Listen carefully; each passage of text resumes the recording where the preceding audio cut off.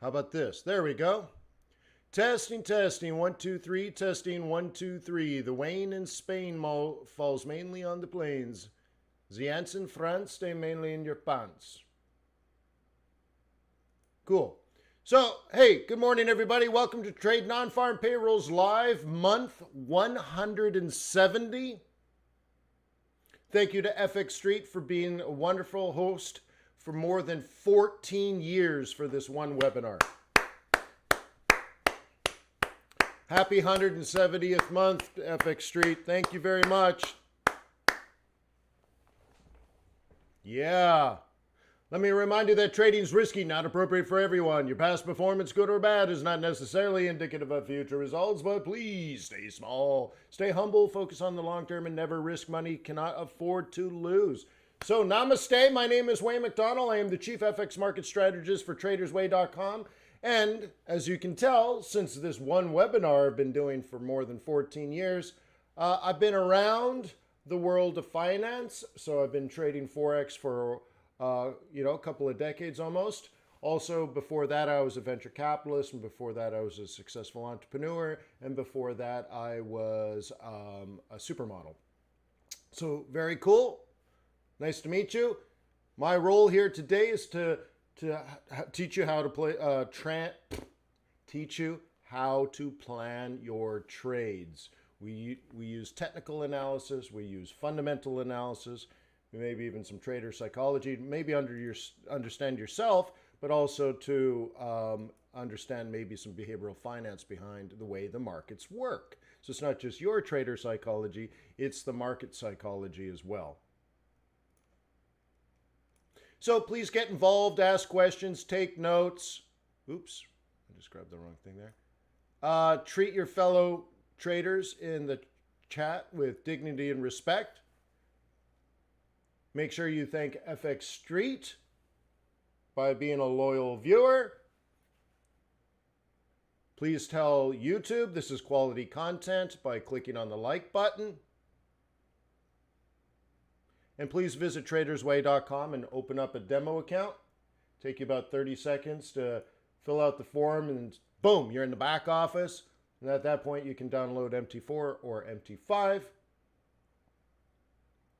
Test the execution speed. You'll find out the execution speed is very fast, faster than most brokers. You'll also find the spreads or the fees, like for your ECN account, if you want one of those, very, very competitive.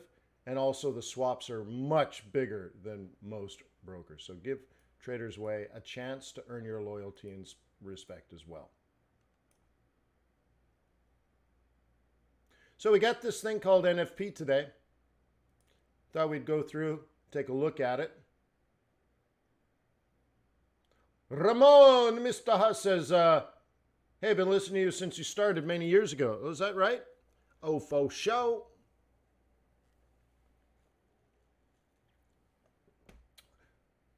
Lisa says, hey, USD CAD, a buy? Why, you like buying lower lows?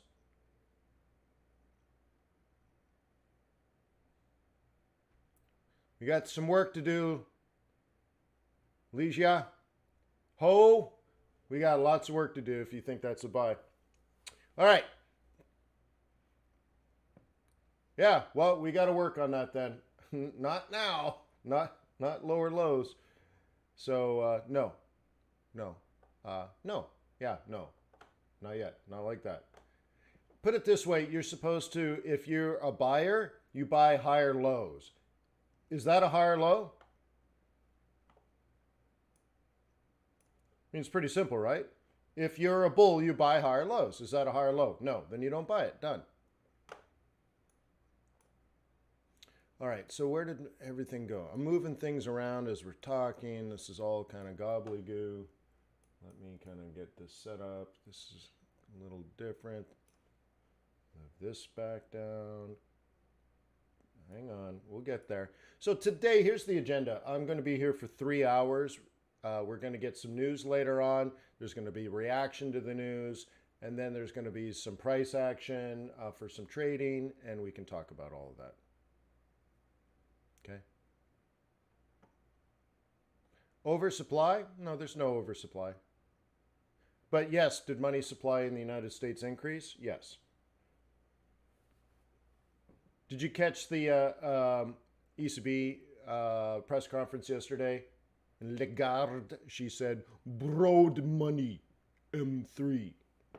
Yeah, increase in broad money, M3.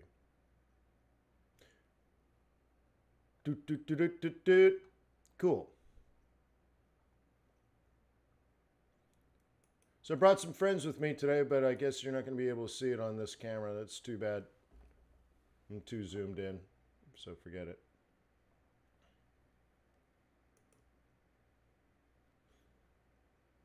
And I forgot, I'm required to show you a disclaimer, so you have to read it. So there you go. Here it is.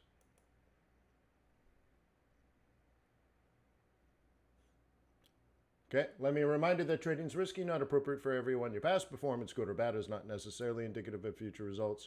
Please stay small, stay humble, focus on the long term, never risk money, cannot afford to lose. You're actually supposed to see it as well as me tell you it. All right, cool. So anyways, we'll do some technical analysis. Like, dude, if you're looking at a series of lower lows and lower highs and you're asking me if you should buy it, we have a lot to work to do. So if that's the scenario, please stop trading today. Okay?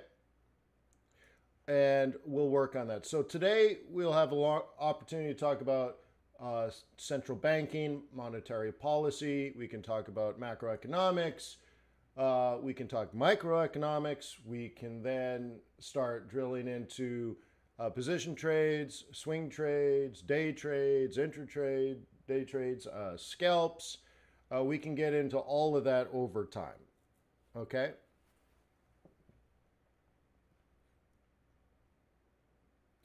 Cool. So let's start with what's up. This is FX Street. Thank you, FX Street. So this is the calendar today. Very nice. And I was just looking at the event risk over the next 3 hours while we're together. And I see there's this thing called Non-Farm Payrolls. Very cool. What a coincidence. Negative 8,000K, which is pretty funny, huh? You don't see that very often. Negative 8,000, negative 8,000,000. Cool. And then various subcomponents of that. Now, let me ask you something. If we were in an airplane at precisely 32,122 feet, and it's moving 483 miles an hour, and there is a 12-mile-an-hour southeasterly wind, and we're going north, and you throw a 12-pound, 3-ounce bowling ball out the window, could a physicist calculate where it's going to land? And if so, to what accuracy? And the answer to that is, you know what? Pretty close. If you know physics, you could probably get pretty close. Then there's this idea where the government comes around, and there's one problem right away, government work. And they make a few phone calls and they talk to a few people around the country. It's not a lot of people. And then from that, they bust out math and say, this is how many people lost their job. How accurate is that data? Well, we talked to over 20,000 people. Now we could extrapolate from that and tell you of the 380 million people in the United States, how many have a job and how many don't have a job. You're like, whoa, what?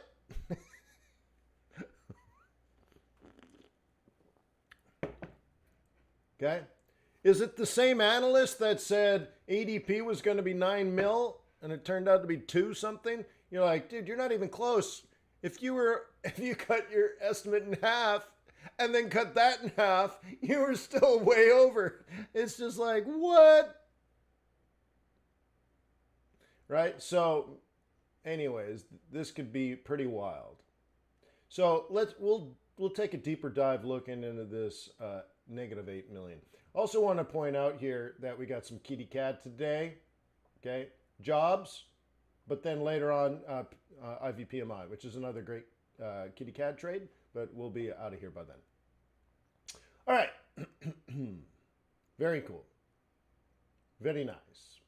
So let us move over to a very interesting part of the model. As you have probably read on FX Street years ago, I wrote a very detailed article on how to create a model to predict non-farm payrolls headlines results. And then FX Street took and ran with that idea and also made a part of their website that's also very detailed on how to do this. All right, cool. So part of the analysis in creating your model is I suggest you look at the ISM Services Report, otherwise known as non-manufacturing. This is not factory jobs. This is you sitting at, Bain Consulting, okay, and, our company is hiring you, right? Is McKinsey getting projects, right? This kind of stuff. This is, so anyways, one of the things you want to look at, you can look at new orders if you want. Business activity is pretty interesting, okay? But this is like people signing contracts to hire McKinsey in next month and that kind of stuff. Business activity is whether they're already working on projects, and of course, we're also interested in the employment subcomponent, okay? And what we want to look at is not just the headline number, because that doesn't look pretty good, but actually what we want to look at is the change. Was May better or worse than April? Because we already know April was horrible, right? So let's take a look at this.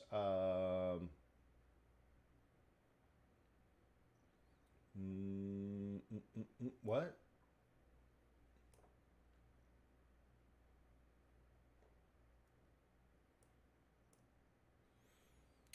May was actually better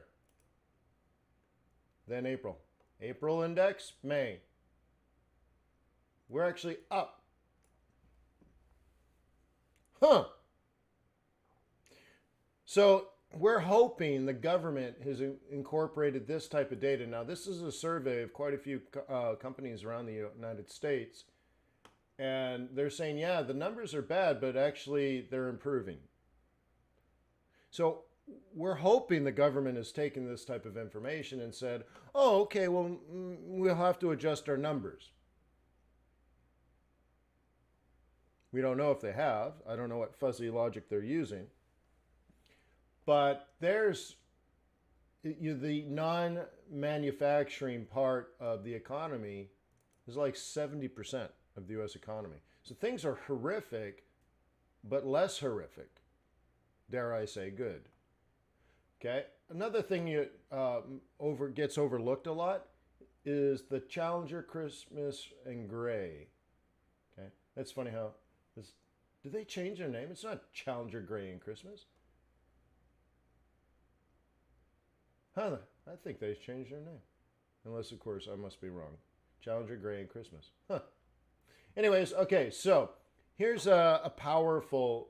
I think they're just recruiters. But they did something smart many years ago, and they started looking at layoffs. Not like someone loses their job, but a company like lays off 100 or 1,000 or 10,000 employees all at once. Okay? So they're looking at mass layoffs. And so they're looking in May, 400,000 people got laid off. May's total is 577% higher than usual, than year over year. Okay, so anyways, let's see where we are. So far this year, 1.4 million job cuts have been announced. Remember, this is just layoffs. 400% higher than usual. Sounds really big. Although we saw a significant drop in May over April, we are still in record territory, and drop in layoffs. We're still very negative. All right, but so here's the thing. I think let's actually find the number here. 2020. Media sector cuts. We don't want. total. No. Wait, that doesn't make sense. Hang on. Where's the actual... Okay, this is what I want to get at. Okay. Job cuts announced by U.S.-based employers totaled 400,000 in May. This is mass layoffs. Down 40% from April. Okay. Right, Kevin, absolutely. And that's one of the points I'm getting to. Revisions are going to be very significant. Okay? So anyways, I want to get to this. Things are horrible. I'm not saying things are good. But we're trying to figure out if the sky is falling, if we should be running around screaming bloody murder, or maybe we've already hit bottom and now it's time to trough our way back to normality. Okay. Well, we have 40% layoffs in May compared to April. Okay. We have an increase in the employment subcomponent to ISM services representing 70% of the market. It's bad, but it used to be worse. So I'm wondering if the government numbers are wrong or the expectations. I mean, like, think of it, these analysts, like, let me ask you something. Let's say your job is to monitor employment in the United States. And one of the big parts of your job is the ADP report. Okay? ADP being a public company with millions of jobs, right? Millions of workers on their payrolls because they offer payroll services to small and medium-sized businesses that can't afford to have their own HR department. So they provide benefits administration, payroll, taxes, that kind of stuff, right? So they're like an HR department in a box. That's what they do, if you didn't know that, okay? They represent less than 20% of the economy, but a big part of it. I think it's like 16%, okay? So what I'm saying is it's not math. The ADP report is the number of paychecks they sent out, right? There's no fuzzy math. How many paychecks did you send out? Well, a lot of our customers laid employees or workers off, and so we didn't send those people paychecks. So it's not like math. It's an exact, precise, absolute number. Cool. Right on.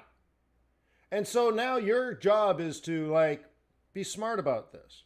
You should be able to predict it. First of all, you probably should know people inside the company. You should probably have some sort of matrix to measure their productivity. Maybe you make phone calls to companies that use ADP services all around the United States, right? Maybe you just simply look at the Challenger Christmas and Gray and say, well, things should be significantly less bad than before. But you should be able to pick up the phone, right, and do surveys on your own. It's your job to predict that number. So you're talking to people, right? How are things going in Seattle? How are things going in San Diego? How things are going in St. Louis, right? How are things in Savannah? Right? How are things in Syracuse? Okay?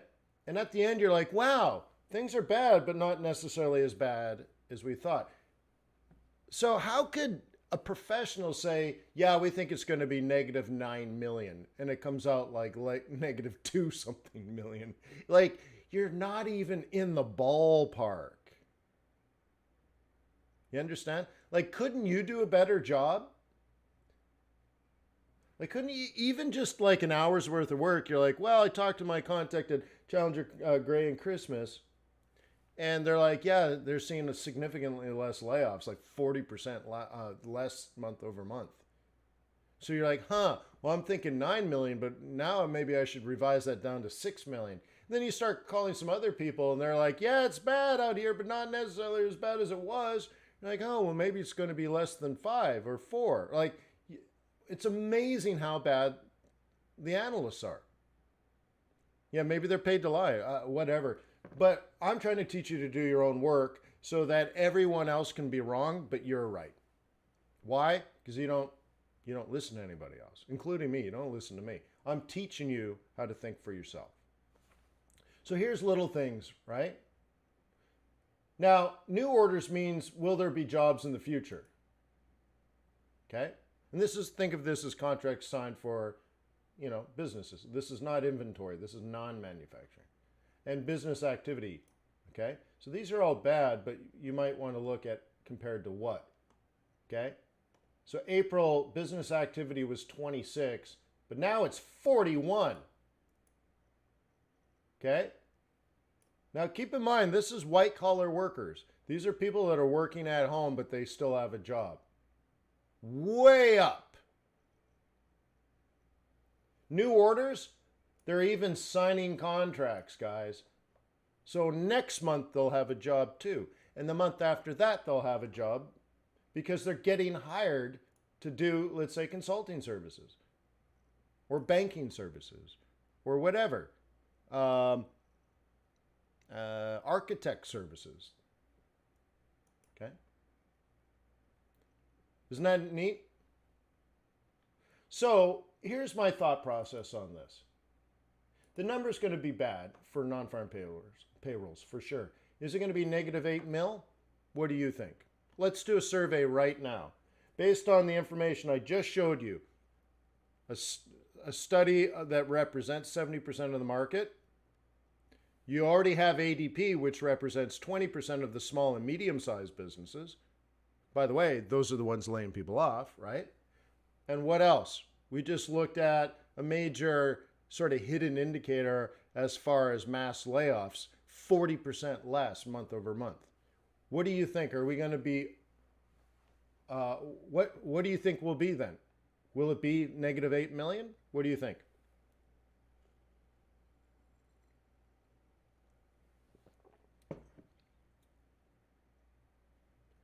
Mexican 1 says, no, negative 3 million.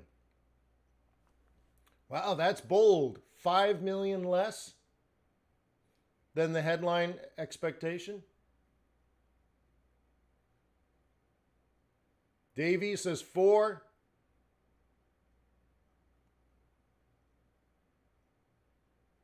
Good morning, Jean-Guy.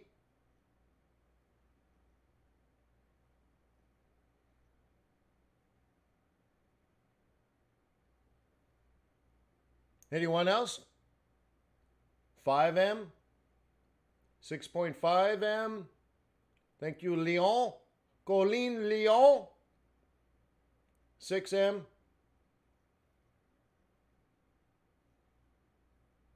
Morning to you. Jimmy's going higher. He's like, F that. 8.5. Wow, Jim's coming out hot. All right. Emad's doing 10. Wow. Awesome. All right. Now, how do you guys do that after this information?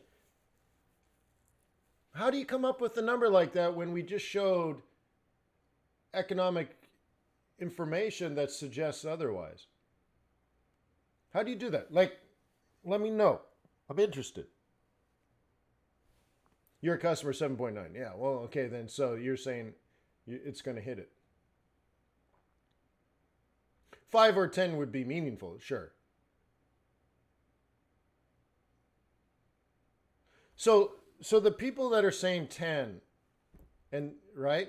If you're saying 10, well, sentiment, now that's funny, Emad. What does sentiment have to do with an economic report? Economic reports create sentiment, but you, oh, come on, Emad. It's a terrible answer. How could that, I don't even know what to say. What do you mean sentiment? This is an economic, this is math. There's no sentiment. Math doesn't feel. So again, these guys are actually making phone calls and talking to people, and they're saying layoffs are down 40% month over month. ISM, there's their stuff. Business activity is way up. New orders for business is way up, and they're hiring people month over month. You guys are saying, so it's going to go from 8 to 10? Like, I don't know if you're right or wrong, but I'm interested, like, you look at this and you're like, yeah, all of that is wrong. You're like, really? So you might be right, but then I would say the government's math would have been wrong and that we're going to get a crazy revision. But so anyway, so I'm lost on your logic. So I think if we were in a bar, I'd buy you a drink, man. I'm like, okay, help me understand. And we'd chat it out. So I can't tell you if you're right or wrong. We'll find out in 30 minutes.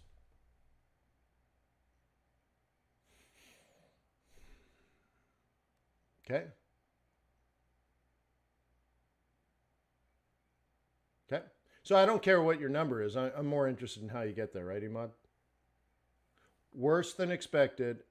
And right?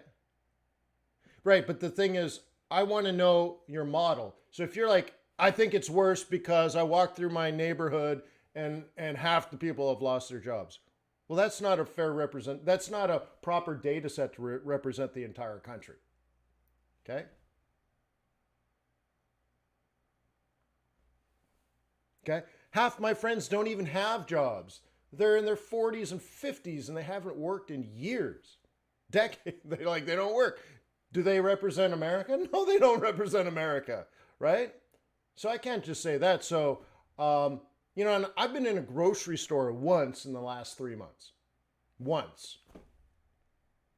So I can't use my experience. I don't know who's in the grocery store. I don't know what that represents. But I can look at this modeling and I can say, what is the, so let's do another one.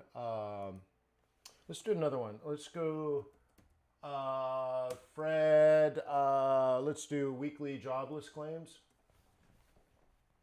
So we'll go to the Fed here. Let's get some data. I don't care about opinions. Tell me how your model works and we'll figure things out together. What is this going to be? Good use of moving averages, things to know about. No. We don't need this, for example. Is that going to update? All right.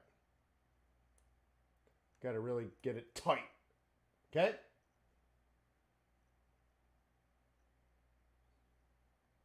I think this is suggesting less bad.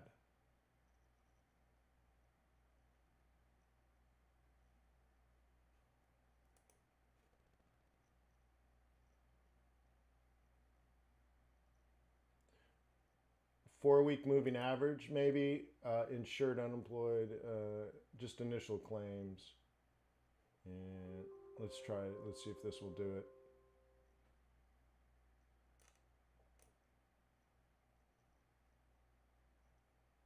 Just kind of round it out.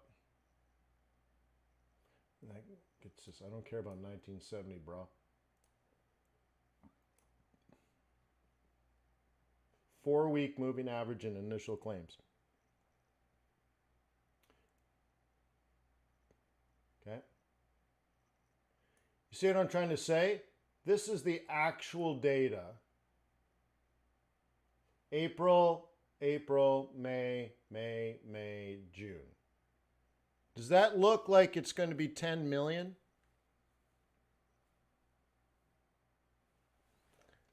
So, like, again, I don't know what the headline is because the government's going to use, what is it, the Bureau of Labor Statistics? The BLS uses a model of their own, but they have to extrapolate. They take a small data set and then they extrapolate and say, okay, we talked to 25,000 people, so here's what happened to 380 million people. Okay? And so I don't know their model. I don't know their math. I don't know their algorithm. And they come out with some number. But I'm trying to do my own model. I'm like, okay, things are bad, but they seem to have been less bad every week through May. And then I look, right? And then I look here, and they're telling me their model now, for a subcomponent, if you will, is 40% less bad. Then we go to here and we look at this data, and this says less bad, improving, and already improved, because this is actually their activity right now. This is their future activity, and because of activity and future activity, they've actually hired people.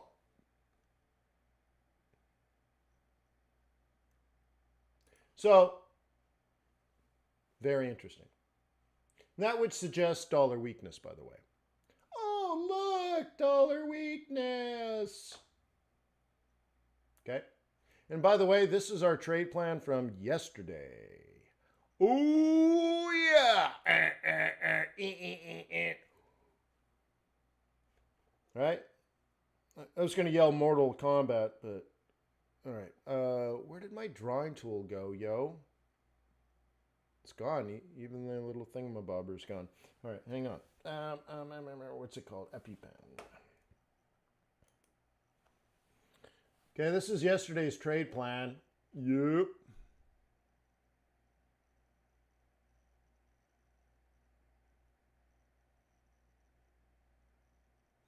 What is your suggestion for... I just told you guys. How many people looked at all of that and still don't know what to do?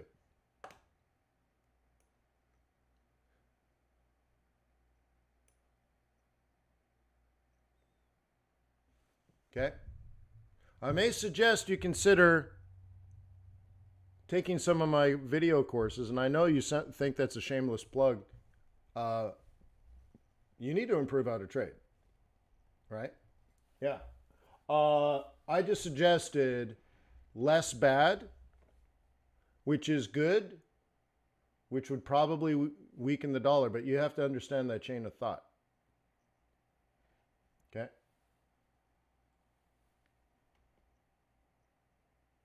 No. Why would it jump? Why would good news make the dollar go up in value?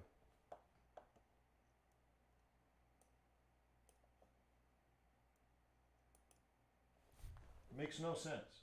All right, just keeping my eye on the time. And then I got my camera in the way over here. I got to move things over a little bit. Okay? Yeah, no, you got to think about it. Like, tell me. So, dollar's going to get strong. Why?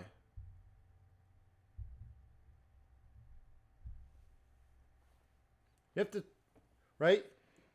You have to understand what all of this means. The US dollar is a reserve currency. Okay? It's a safe haven.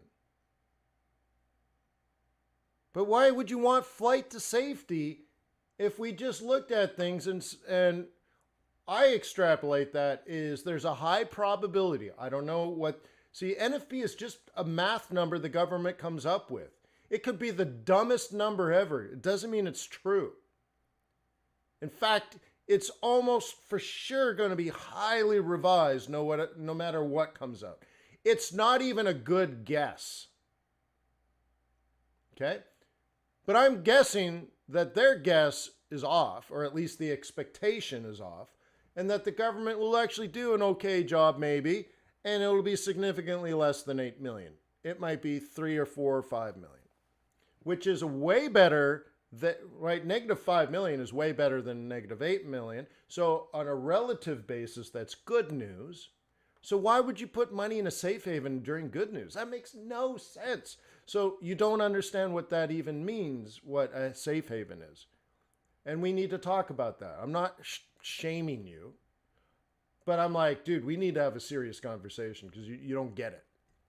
And that's okay, but you have to recognize it and say, oh, time to listen, because most people, like, they want to fight me. I'm like, no. Let's just talk about it, because I want to help you understand so that you get better at planning your trades. Okay? Anyways, I got to mark that. It's my job. All right. So let us focus on, well, I guess this is pretty good. This is all dollar pairs. Okay? All dollar pairs. So I would assume if things are less bad than expected, dollar will weaken. Yes, it's in 20 minutes. Right? What is the safe haven? That's a great question versus guessing on the dollar. Like if you do things like that's good news, buy, that's bad news, sell, you don't understand. And by the way, that's not how Forex works. Right? And actually, by chance, we actually had a conversation in my live trading group yesterday about this. No, it was in my daily webinar, I think. Actually, it was in my daily webinar. Anyways, the conversation had to do with this idea like that a number is good or bad. That's good. That's a good number. That logic is also very dangerous. Because you can say, oh my God, negative 4 million, that is so bad. No, it's not. Negative 4 million is good. But in a different context, 6 months ago, if NFP came out negative 4 million, it would have been so disturbingly bad, it would have indicated probably the end of the world. But now we come out negative 4 million and we're like, oh my God, that's really good. So stop even this idea that good and bad. There only is. And then what does the central bank, or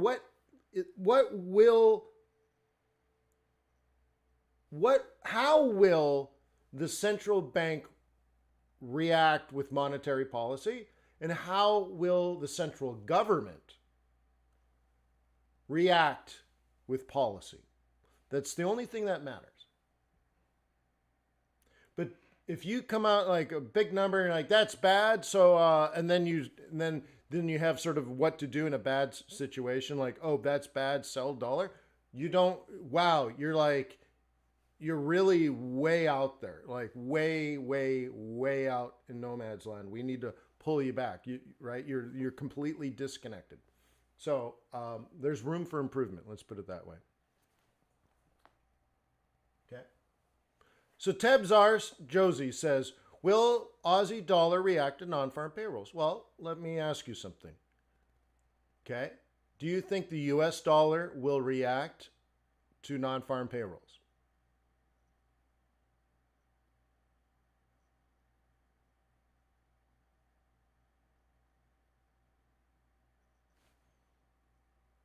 Well, yeah.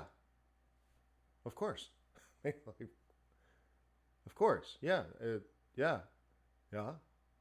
So would the Aussie dollar react? If there's a dollar on it, yeah. Yeah. Yeah. Not usually does. Of course it does. Every time. Not usually. All the time. Right? So yes. Yeah. Yep. Yep. Okay. Of course. Doesn't matter. Yeah. No, it doesn't matter. Irrelevant. The dollar's going to move. The US dollar's going to move. Okay. So if I had to boil things down, and here's the tricky thing, because it's still vulnerable to your relative idea, relative meaning good or bad, which just throws me off. It's really funny. Let's do it like this way. Let me get a different drawing tool here and I'll make it red. Okay. If the number is big, bigger than expected, big or as big, okay. If the number is big, the USD gets strong. If the number is small,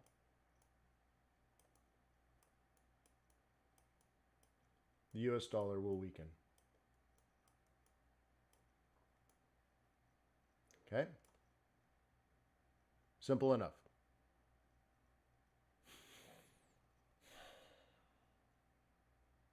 Okay?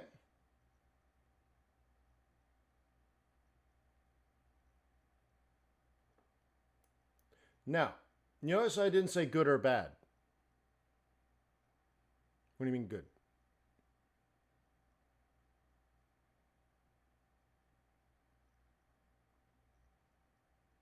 Right? There is no good or bad. There just is. And you have to extrapolate, how does the Fed react to a horrible number? a big number?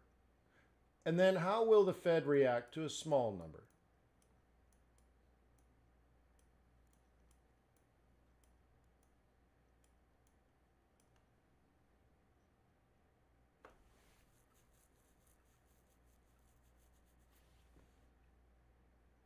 Okay?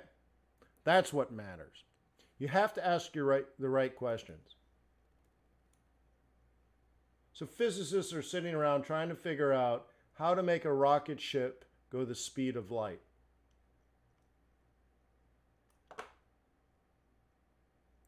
And it's impossible, because if you get it to go the speed of light, you destroy it.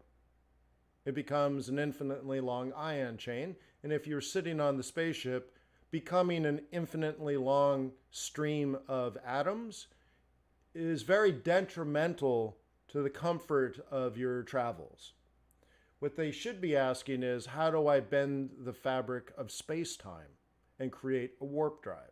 You have to ask the right questions. There isn't good or bad. There is, how will the Fed respond to the number? You have to ask the right questions.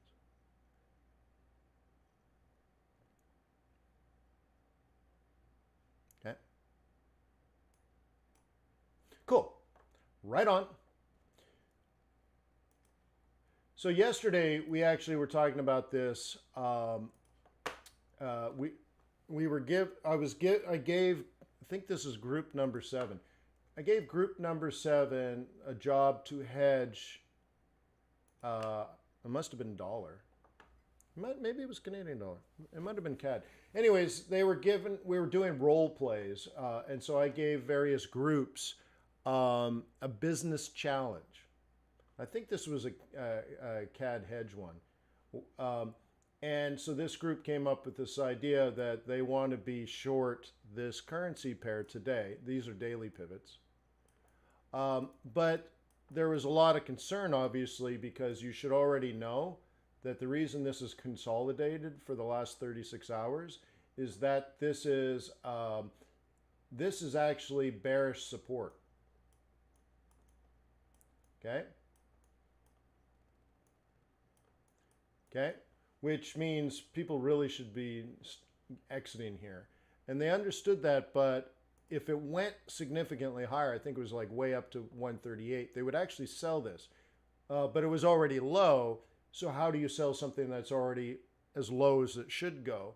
And I said, well, you know, you need to be watching this on small time frames and keep selling this pair as it keeps falling, but be aware the whole time that it should stop falling, but it doesn't mean it will.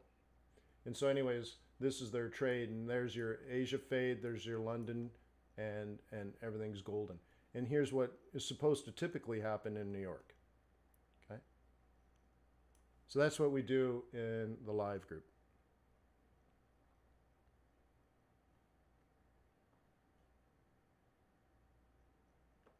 John says, yeah, trading is rocket science. Well, luckily I worked at NASA.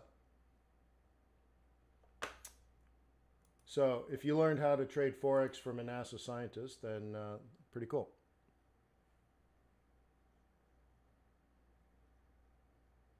I learned macroeconomics from a senior economist working at the Fed. Cool. All right. So let's take a look at this one. Bum, bum, ba-dum. We'll probably follow this one for the news. So let me get off this. Because, by the way, you look at this and it tells you it has been bearish. Or, I mean, bullish, right? Yeah, well, okay, it has been. So what? Cool. So let's get a closer look.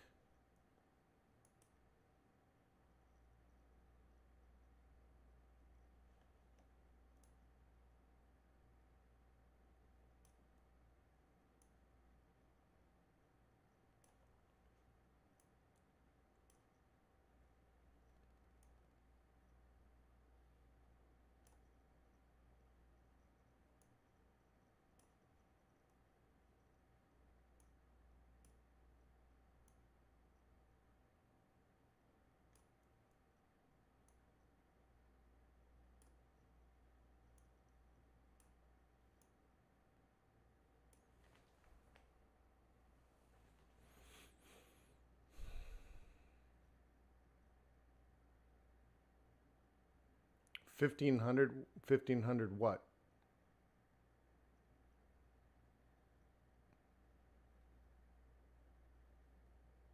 Well, Cash, I worked there 2 summers. So I was a kid. So I don't know if you can call me a scientist, but I flew virtual reality simulators for NASA because I was an aviation major.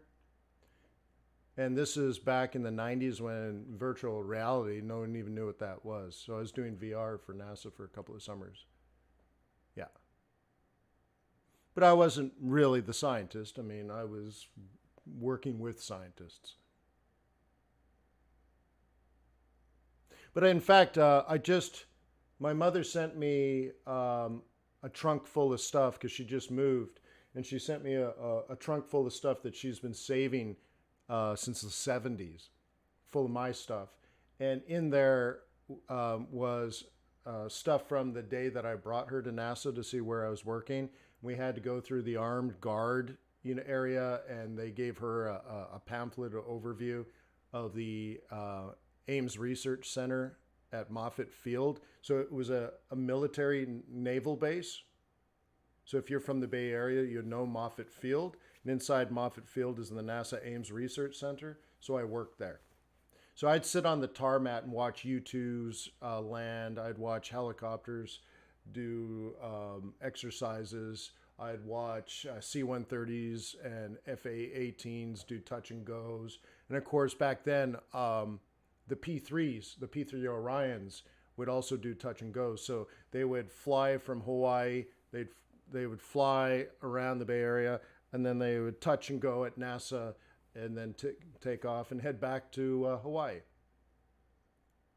So yeah, I worked on that. So I have my old badges and stuff like that, and yeah, worked at NASA.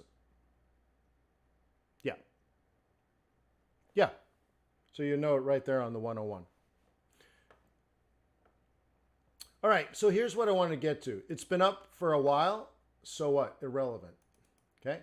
So check this out. Based on normal markets, okay? You could argue that this may not be normal, but that is the predicted high for the month of June. Now, the interesting thing about this, on Sunday, right here, the group met at market open, and typically you look for entries like this if you're a bull. And of course, we were right on a bearish sell zone. But I said, look, there's nothing on this chart that suggests it. But my experience over the last 20 years of trading Forex is that there is a behavioral financial reason, a behavioral reason, a psychological reason that this is going to come up really hot and fast this month. And in June, we will hit our target very early. And now, at that point, we don't know what's going to happen, but the risk is a significant change of trend. And the risk lives on the calendar. And you guys should already know the two major risks that would help me predict this. But the interesting thing is, that was on Sunday. Then it went up on Monday, then it went up on Tuesday, then it went up on Wednesday, then it went up Thursday, and here we are on Friday, and we just hit the target, and we're done. And I planned all of that out on Sunday for the group and explained why. It took 45 minutes to explain why. Okay, and now we're at the top, and now we're waiting for risk event number one. Hint, hint, nudge, nudge. Okay, so this was not fundies. This was not technical analysis. This was behavioral.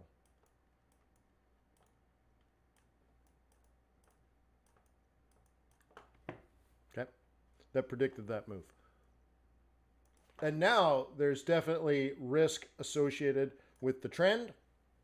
And I would say, so what I was saying back here, I said between the Wednesdays. So between now and Wednesday, almost anything can happen, and that's called risk, and I'm not interested in risk. Okay? Not interested in risk. I'm risk averse. All right, so let's get FX Street website back. Let's see, child porn, child porn, child porn. Oh, FX Street. All right. Pull that up. And I got that in the background.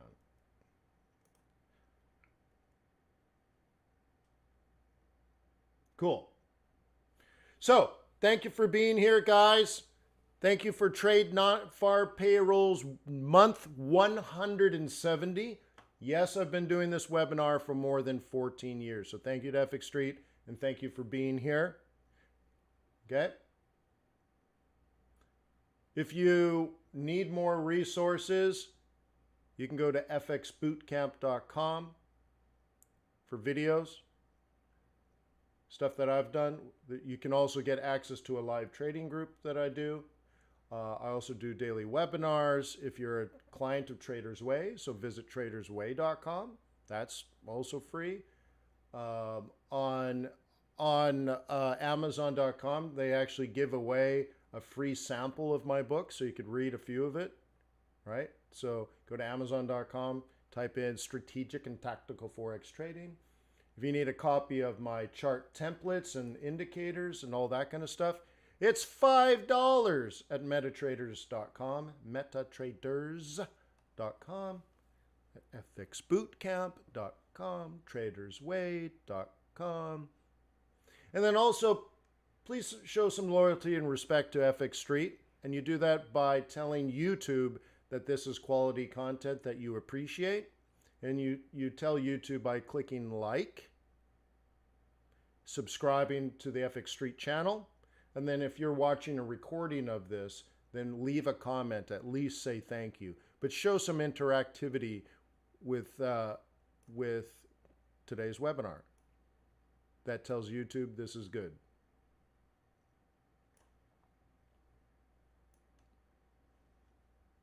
Coolio. So thank you for being here. And did you catch that? I do a daily webinar you can attend for free. It's usually an hour and a half long. All you have to do is become even a demo client of Traders Way, tradersway.com. Open up a demo account. Come on. Oh, by the way, my video training course is almost 80% off, and that ends on Monday. Not in the chat, Alejandro. I mean, I appreciate your questions, but leave a comment under the recording if you're watching a recording. Okay? Yeah, but my training course is it's somewhere between 35 and 50 hours of videos. And right now there's 76.4% off. All you have to do is go to fxbootcamp.com. When you're in the shopping cart area, it has the coupon code right on the page. Just type the code in. So there you go. Yeah. Okay. So let's get some numbers. Yep. Let's get some numbers. Yes. Thank you, FX Street. And thank you to our moderator, the world's greatest moderator, the moderator of moderators.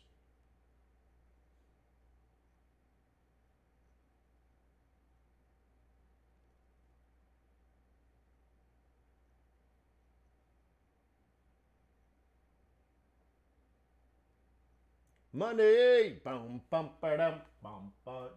We got about 90 seconds, I stink. Right on, Chad. Sounds really good.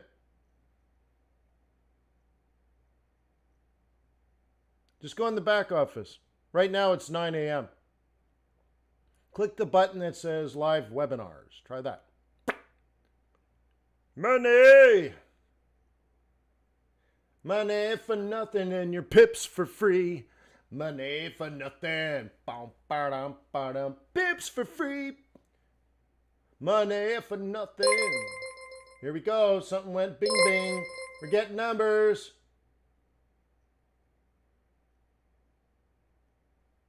Still no headline. Small improvement in average, right?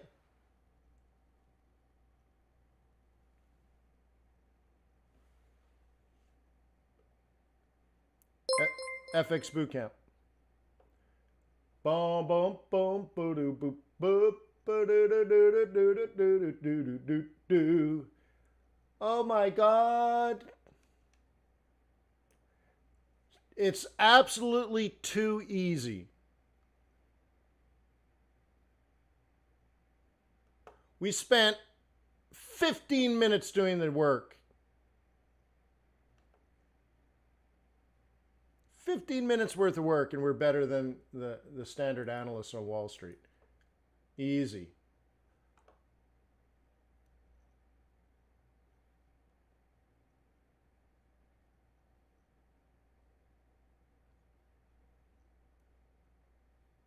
Money for nothing, bom ba bom ba ba, pips for free, beady beady beady.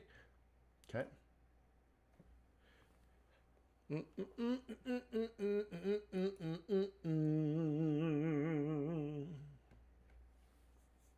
Cool, man, cool.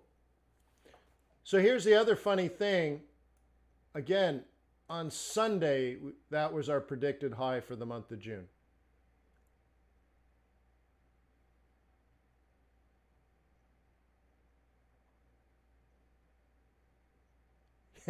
Steven's like, is it correct? Well, it was much more logical than 8. How could you possibly come up with 8? Like, it doesn't, it's silly.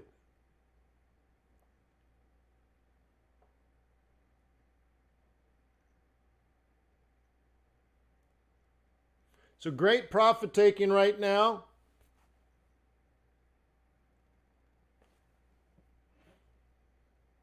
So one of the reactions here is the Fed doesn't need to do anything else, and that's disappointing for many because they would like more free money. But it was never in the cards anyway, so.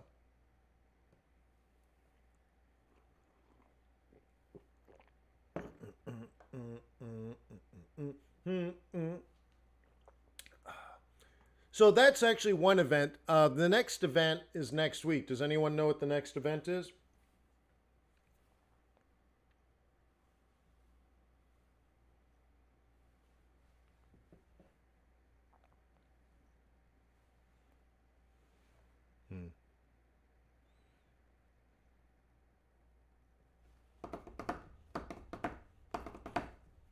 Well, I know you know, Jim. Yeah.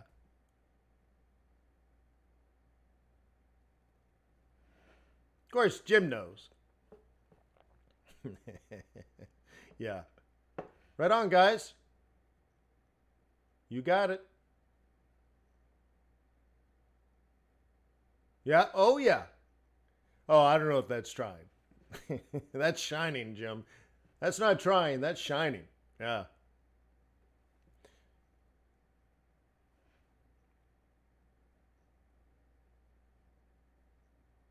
Yeah, Mike. Yeah. Shouldn't OPEC Plus be important? No, because we already know. We already get it. I mean, it's not important, but we already get it. It was more important at 8 than at 35, right? So what are they going to do? They're going to keep their cuts. Great.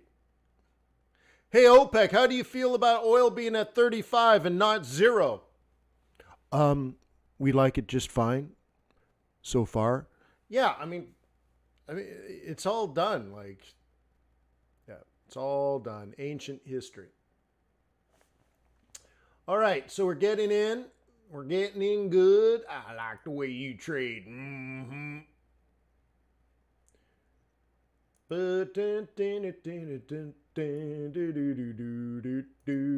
Money for nothing. Jigs for free. Money for nothing. Rosie Brown. Cool. So we'll take a look at the nums here. Okay.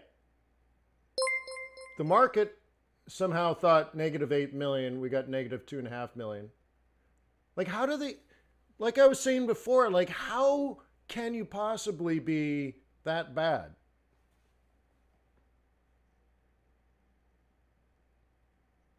Right?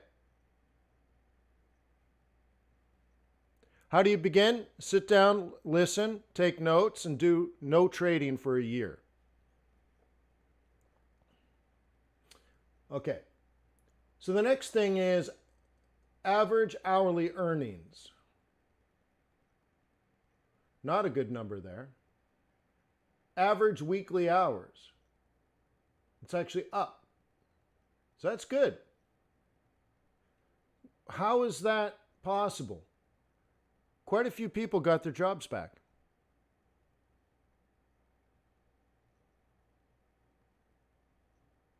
Oh, I'm sorry. Sorry, whatever. I see what you're saying. So it's positive. The thing is, we talked about things like this where people are actually hiring. No, that's a short-term profit taking. You guys have to understand the obvious trade was already done. Again, we set this up on Sunday. This is way back here, guys. On Sunday, this is set up. And on Sunday, we said not only is it going to go up, it's going to go up fast, it's going to hit our target early, and it's going to create, at least on the short run, some profit taking. Okay? On the longer run, this is going to go up. This pair is going to go up. Okay? But the trade is already done. The smart money did it here, and now it's there. But here's what's likely to happen at some point. We don't know the price, but there's this move, and this is that move, or what's likely to happen in the next hour.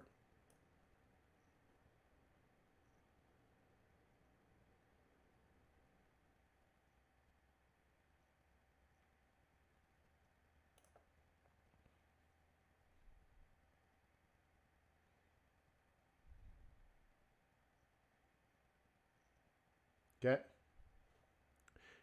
So anyways, that's cool, right? So unemployment only 13%. That's horrible news, right? No, it's good news. But now doesn't our model seem a little better when we just look at some basic facts, literally spending less than 15 minutes going over some basic publicly available data, and we say, wow, it's not going to be negative 8 million. Right? Less people have been laid off and more people have been hired. So like, who thinks negative 8? Like, how bad can you be? Okay. Now, I didn't think a positive number, but it makes sense. People are being hired back. Okay.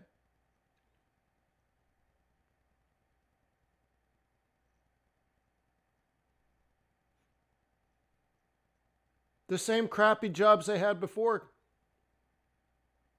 You used to be a waitress at Applebee's. Guess what? Applebee's in Georgia, in Atlanta, it's open. So you got your Applebee's waitress job back. Now you get to work, you fill the salad bar, and then the customers come in, and you're like, hey, sweetie, what can I get you? And I'm like, I'd like some sweet potato fries and some sweet tea.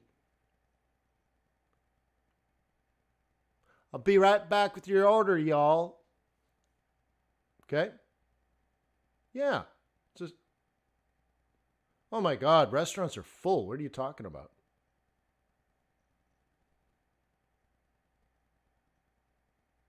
Oh yeah, restaurants are full here. So you might be saying, well, dude, in my neighborhood, nobody's eating. Nobody cares about your neighborhood. Nobody cares about my neighborhood. We're looking at the aggregate. Some neighborhoods are open. People are going out. People are going to Supercuts and getting their hair cut. Therefore, people that work the chairs at Supercuts have their jobs back. I'm not from the ATL, but I live near ATL. Right? Yeah. So that's all. So remember, you're always looking at the aggregate. You're macro, not micro. You're not like, well, my Uncle Jim tells me. No, nobody, we're not analyzing your Uncle Jim. Right? We're analyze macro data. Is the economy, how about this? What did I say before? Has the economy troughed? Have we hit bottom and are we working our way out? I showed some basic facts and I say, well, this indicates we have. Things are getting better, not worse.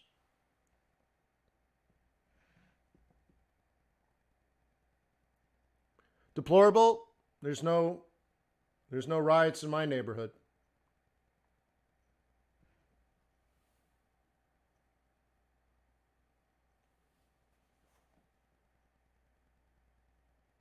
Okay.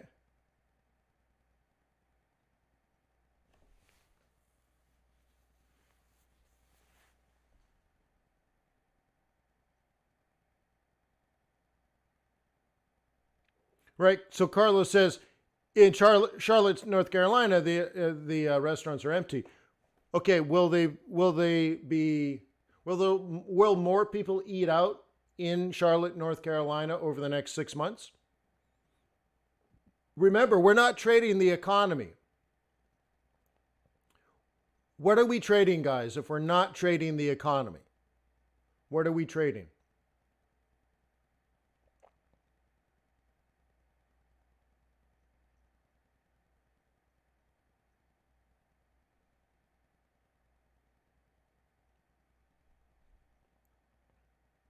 The market. Thank you.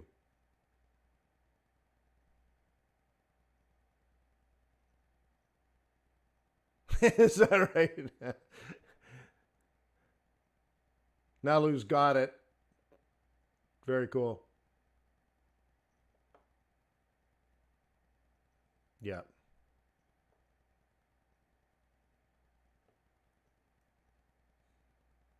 Cool.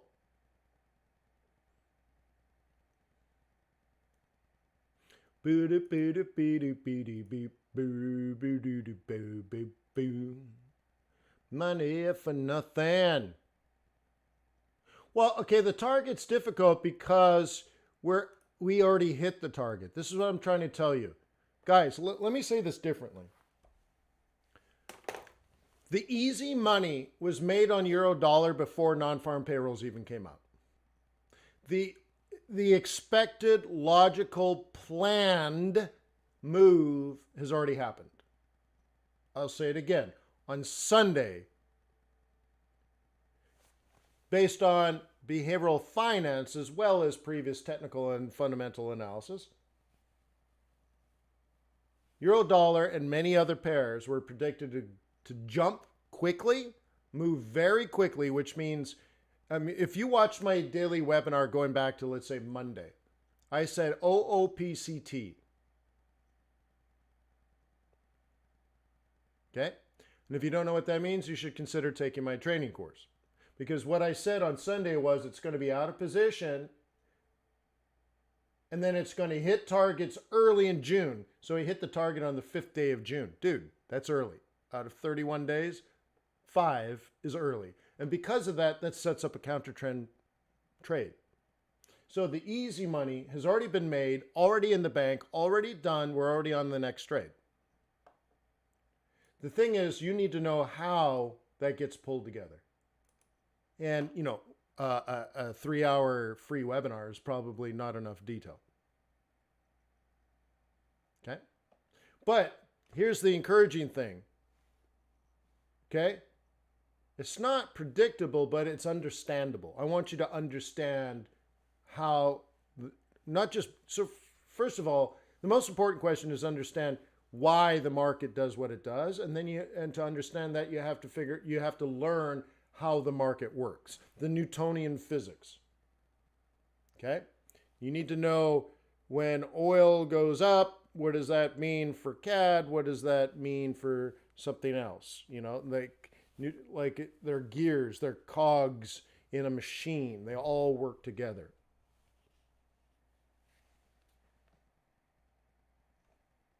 Hey, John, first of all, you're being blocked because you're being rude. But John, if you could listen for a little bit, you could actually learn. So he's being blocked because he's calling me an asshole. All right, cool. If you could pay attention a little bit, you'll learn.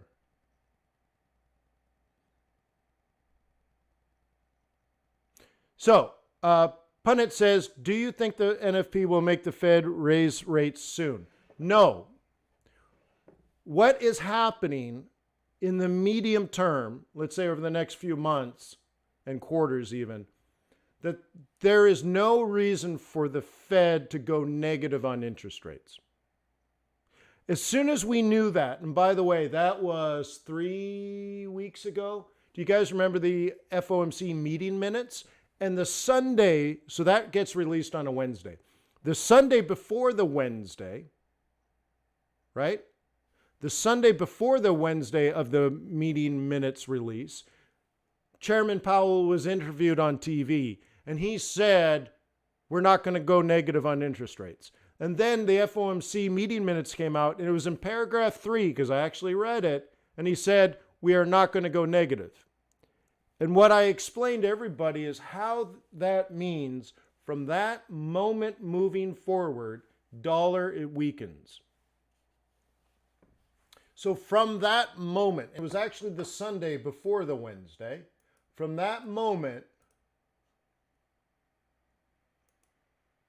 from this moment here, fundamentally you should be bearish on the US dollar.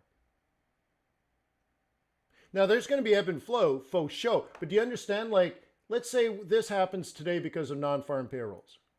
Let's say this happens. You'll, right? What's going on here? Profit taking. And here's some more consolidation on profit taking. Now we're up here. There's going to be ebb and flows, but what's the fundamental trend? No more cuts. See, a rate cut when it comes to the reserve currency. I'm not talking about your South African rand or your Great British pound or whatever. I'm talking about the reserve currency for the world. When the Fed says there are no more cuts, that is called a floor to prices, right? A floor, a rate floor. Now, that means it cannot go lower, which is the beginning of can only go higher. But also, there's no way the Fed's going to cut rates for years. So we know that this is a floor, a bottom. That is it. But what else? What's the other thing that the Fed's doing? They're impacting what? The money supply. And they're doing that to manipulate asset prices, which is from their inflation targeting.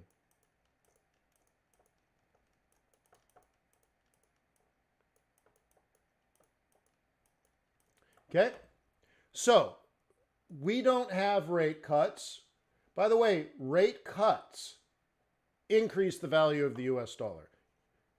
Okay, you need to understand that. That's straight. Again, I have a fundamentals course on macroeconomic central banking money supply. You need to know all this stuff. Okay? Okay? So, what's left is that the Fed, by buying bonds, when we know they're buying bonds, which increases money supply, which means over time, the US dollar weakens. Now, they weaken it to do what? What was the next part of this? That then increases asset prices. Now, if you own assets and the prices are going up, this does a lot of things. Consumer confidence goes up. The household wealth effect takes effect. The rich get richer. And now, you have more money and the things you own are worth more, what happens next?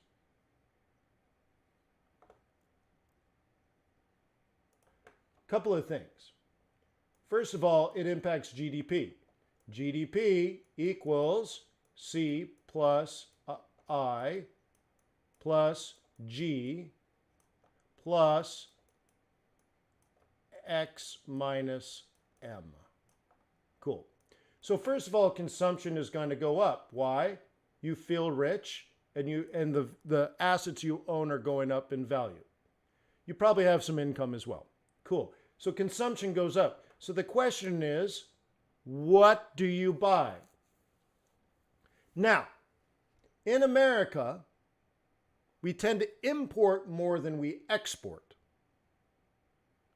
because foreigners can build products cheaper.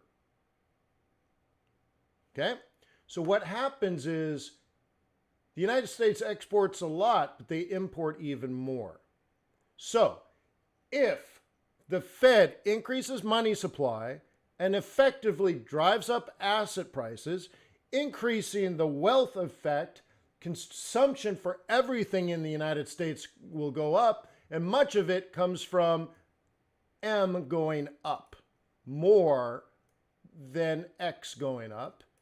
And the relative effect is a weak US dollar because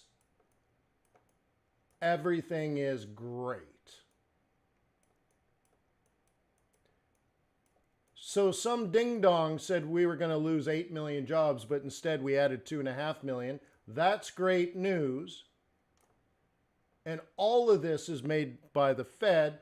When the Fed cuts, that makes the dollar get strong, but the Fed's not going to cut, so the dollar's not going to get strong. In fact, they're increasing the supply of dollars, which in of itself weakens the dollar, which increases asset prices, which increases inflation, which is a good thing because then consumption goes up, and then not only do exports go up, but imports go up even more, driving dollar weakness because more dollars are flowing out than other things coming in.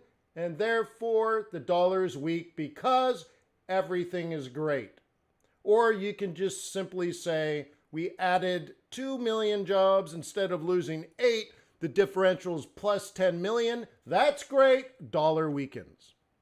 Then you're like, but Wayne, the dollar's getting strong right this second. Well, dude, you should have already had this in your plan 5 days ago. This is smart money already taking profit. They already did it.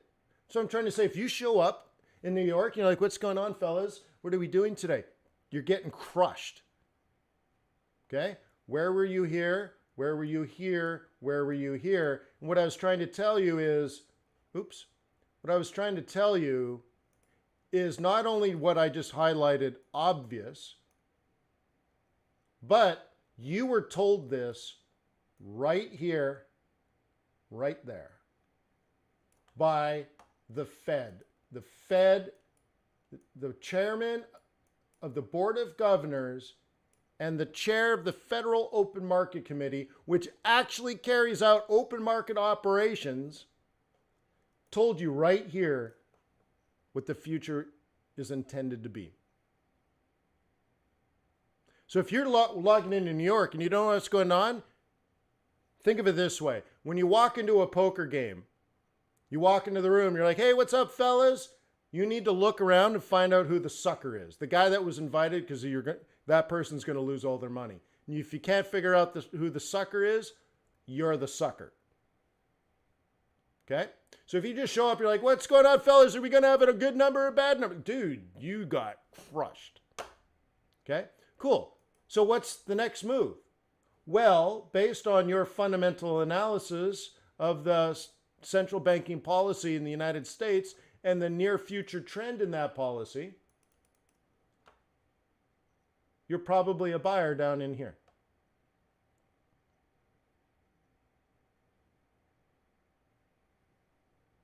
Actually, the Fed didn't print 13 trillion.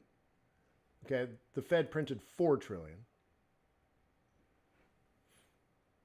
the U.S. government printed 2 trillion. Okay, but did I say it was a good thing? No, you're turning things around. I told you don't think that way. I told you money supply went up and asset prices are going to go up. Consumption's going to go up, and therefore imports are going to go up. Therefore, the U.S. dollar will fall.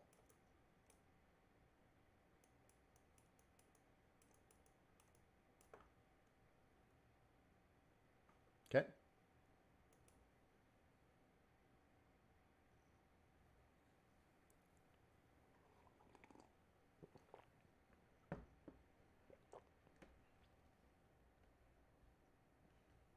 No money, Michael, not even $1 was printed.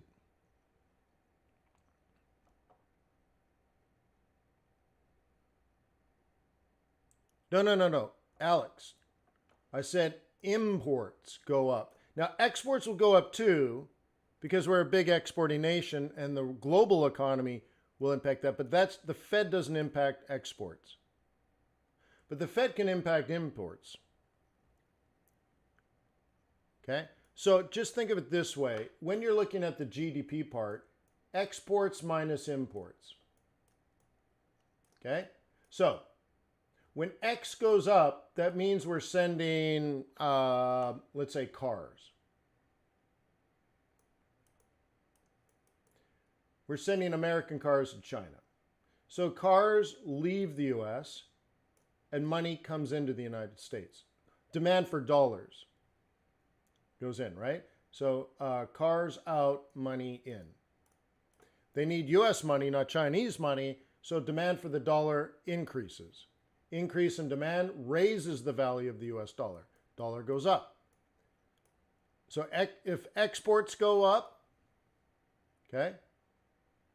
If exports goes up, the dollar goes up. Now, if we're importing and we're buying LG TVs or Samsung TVs from South Korea, we send money, we send dollars into the foreign interbanking system.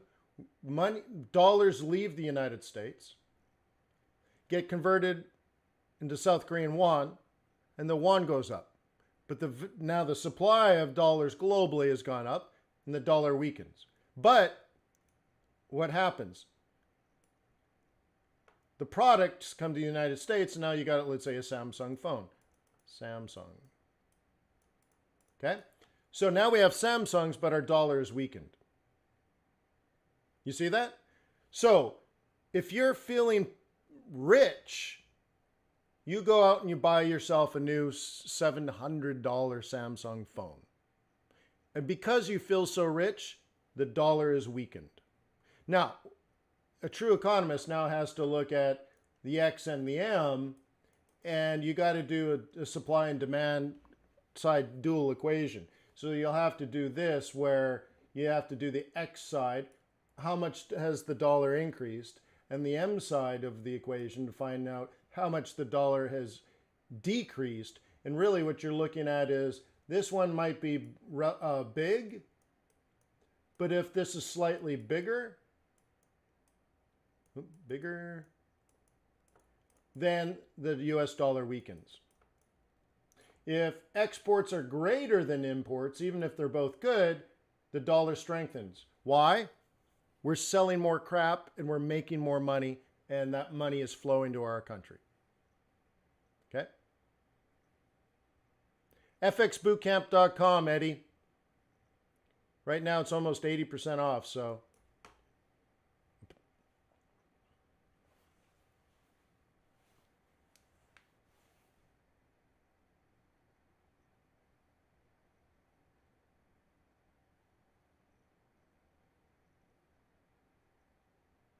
Okay. Yeah, so like one question here, right, is the tariff. What if Tariff Boy wakes up in a bad mood?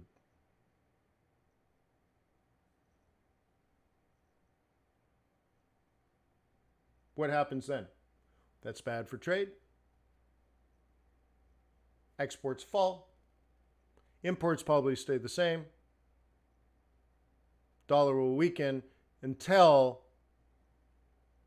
a scenario in which the economy actually starts to be hurt, then the wealth effect is negatively impacted and the dollar strengthens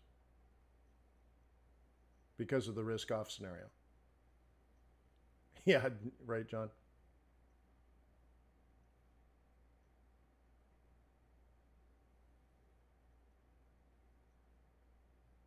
Do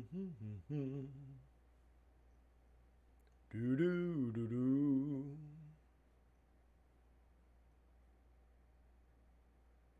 Samir says, if the dollar is weak, that increases demand, which makes it stronger to keep cycling. Well, the dichotomy there has to do with long run and short run.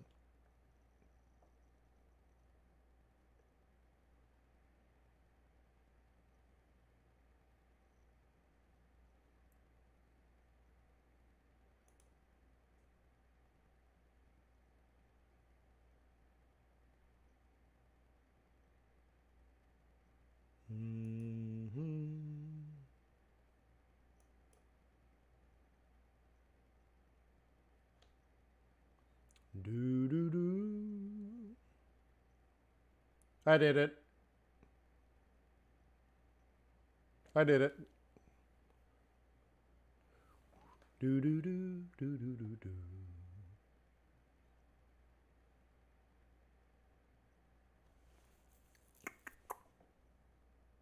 Cool. By the way, this indicator that you're looking here at the bottom and top, what it's doing, let me turn my drawing tool off.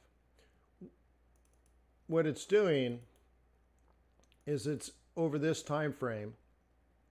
And by the way, you can increase the time frame if you want. Yeah.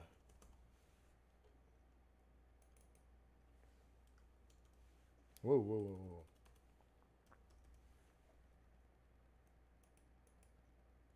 What it's doing is it's looking at the average price, just like an EMA. And then it's looking at one standard deviation. So let me do this in this color. This is one standard deviation from the mean, below the mean. This is one standard deviation above the mean. And then this is two standard deviations below the mean, two standard deviations above the mean. And it's just showing you an oversold area and an overbought area.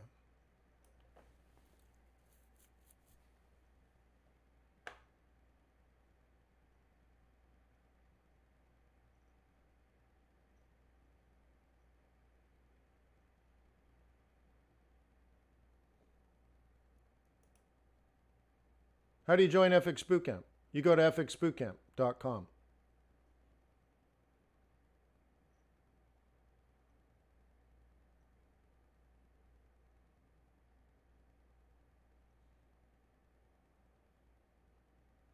Yeah, standard deviation is a great indicator of a trend. What I'm trying to do is I'm trying to make it easier for people to see trends. Okay? So you shouldn't look at this and say downtrend. Not on this time frame. Okay? So therefore you should say, well, I want to buy this, but I want to buy low because that's the only thing that bulls do, right? Do you understand, guys? If you're in an uptrend and you're a bull, you buy low. You buy a dip. You understand that? So do you buy it way up here? No, of course not. So what we're doing is, if you are still bullish on the US economy, then you're getting ready to buy low.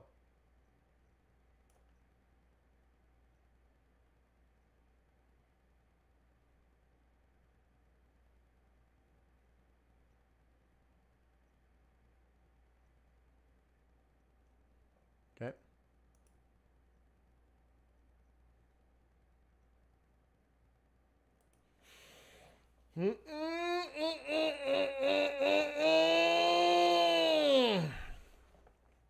Is there a good opportunity to scalp here in Aussie dollar?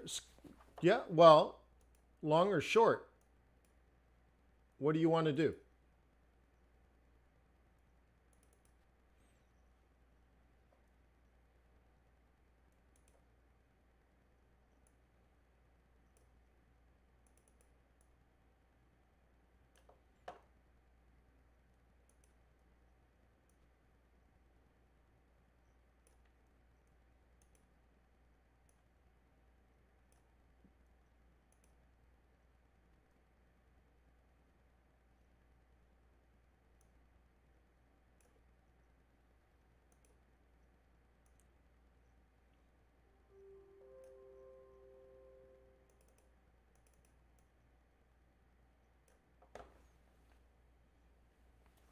Okay.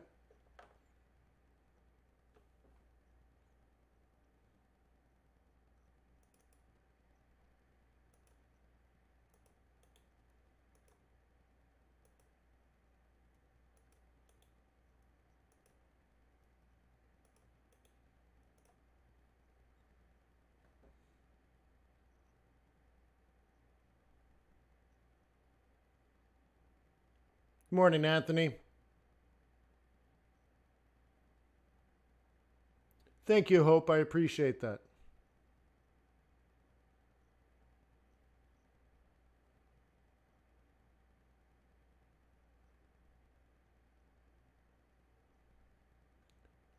Alex, it's only like, what is it, 300 bucks, 400 bucks?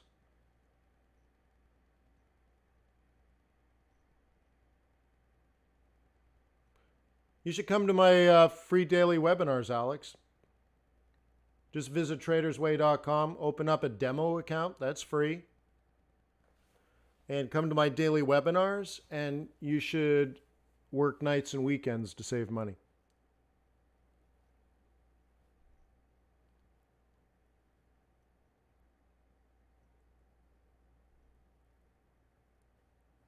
The weekly pivots, if they're not in the day trading course in video number 2, because there's a lot of bonuses in the day trading course. If they're not there, then yeah, you got to pay $5 at MetaTraders. It's just an archive of important stuff I made.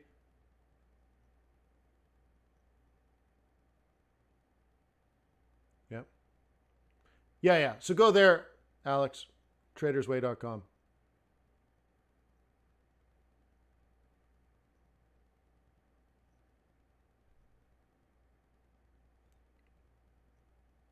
Latoya Robert says, how to get access to the fundamental course? You go to fxbootcamp.com.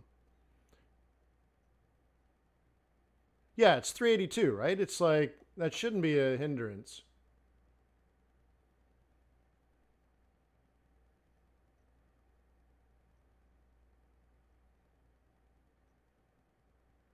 Oh, my pleasure, Latoya. My pleasure.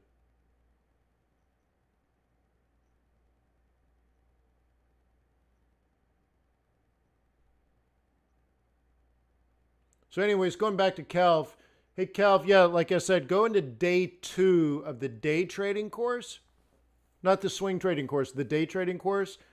And there's a lot of freebies. And then day 3 of the day trading course, there's more freebies. They're all downloads and they're all in the course. So there's a ton of stuff that should be there for you. Like, I believe that biased pivots are in there.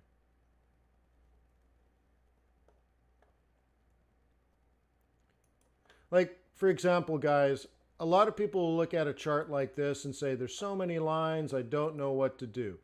So many things going on, I don't get it. And I'll say, well, are you a bull or a bear? Okay? And you'll say, what do you want to say? Do you want me to say you're a bear? Well, if you're a bear, you're going to sell this rally up here, right? All right. So let's say you're a bear. I'm not telling you should be at all, but let's say you're a bear. Okay? So you will go to, let's say, day trading. You're going to day trade bearish pivots. So I have this day trading bearish bias. Check it out. You're looking at 2 things here. This is the zone in which you were supposed to sell if you were a bear today.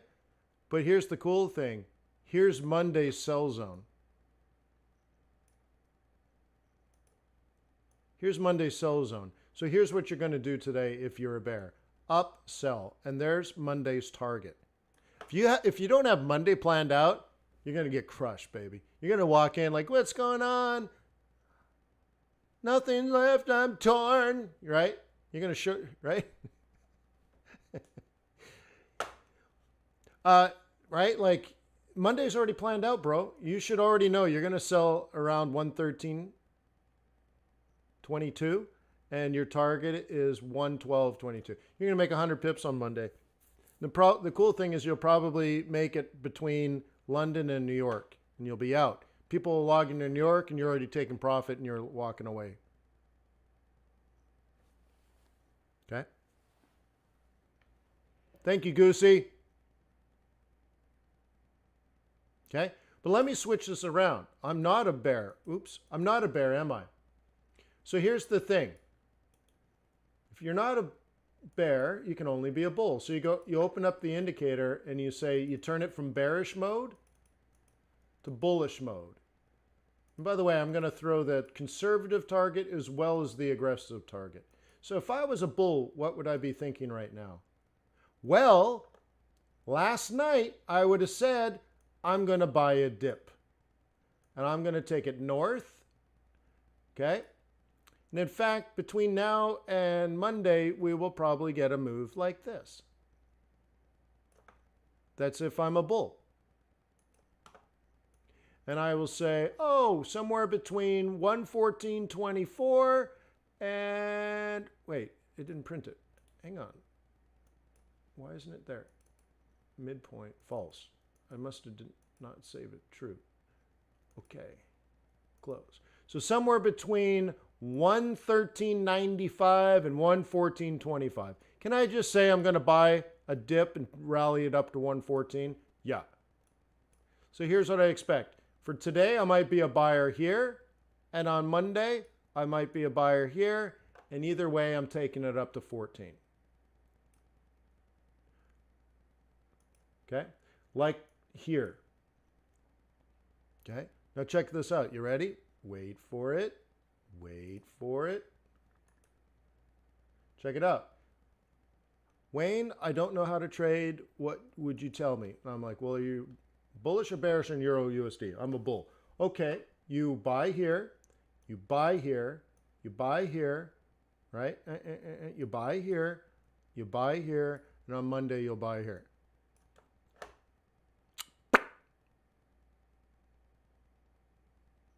Easy peasy lemon squeezy. You, however, have to decide whether you're bullish or bearish. So let me add one layer of complexity to this, because if you think like, oh my God, if I only had this indicator, then I'd be rich. Stop thinking that way. This indicator is an algorithm. You get rich because you make good, intelligent decisions by analyzing facts, filtering the data, and coming up with an opinion that creates a strategy, and you actually have the patience and discipline to carry out the strategy. Your indicator doesn't do anything.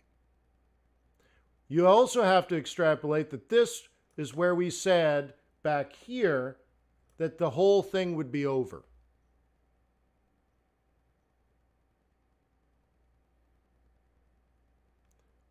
Okay? So you were supposed to exit here based on this. Oh, well, that's pretty good entry. That's a pretty good exit. Yeah, it was exact. Pretty good. It was exact. It's beautiful. So where's the vulnerability now on the short run for this trend? We've made a lower low.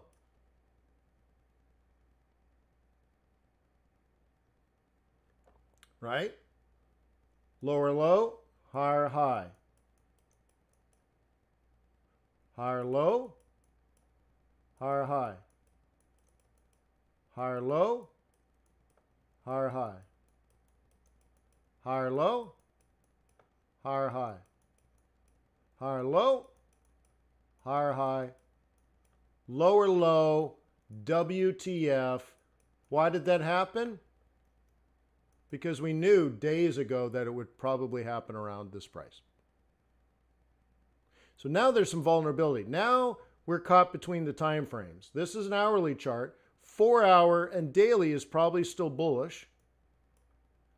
But we got some vulnerability here, which means between now and Monday, we have to kind of jostle for position. So if you were a bear now, remember this was the sell zone if you were a bear? So if you are a bear, are you listening to me? Bears, if you're here, this is an expected exit zone for bulls. So obviously an exit zone. Ridiculous, in your face, 1,000% chance of that being a take profit zone for bulls. Therefore, you know, we don't know how many bulls took profit, but we know a pretty good percentage of them. That leaves them vulnerable. If they don't re-enter at this price, then they're weak. So if you're a bear, you are going to take advantage of that weakness and you're going to take it down. At least for the short run. It could be a day or two, but because of the trend, bulls are likely to come back. But for a day or two, it can be bearish. Okay? And we have massive risk event next week, by the way. And by the way, the FOMC now knows the NFP number. You see what I mean? So that's going to impact the Fed meeting next week. What are they going to say? And what is the end result?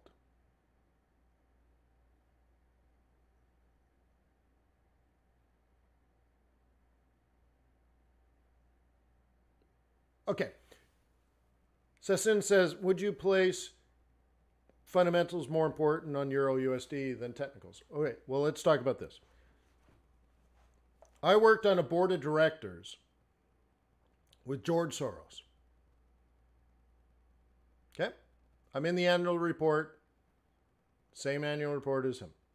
We have our pictures in the same annual report. Great, that's good enough for me. How does George Soros trade? He does something like this, like I already explained to you. The Fed came out and double confirmed their new policy right there. That would be the day he starts selling US dollar. He doesn't even look at a chart. He's done. He will sell this, whether it's going up or down, he's selling US dollar. That's it, done. Why? Well, that's what the Fed said would happen. That's what the Fed's doing. The Fed is weakening the dollar. That's going to last for years. So if you're like, Wayne, what's going to happen in the next 2 hours? Well, whoa.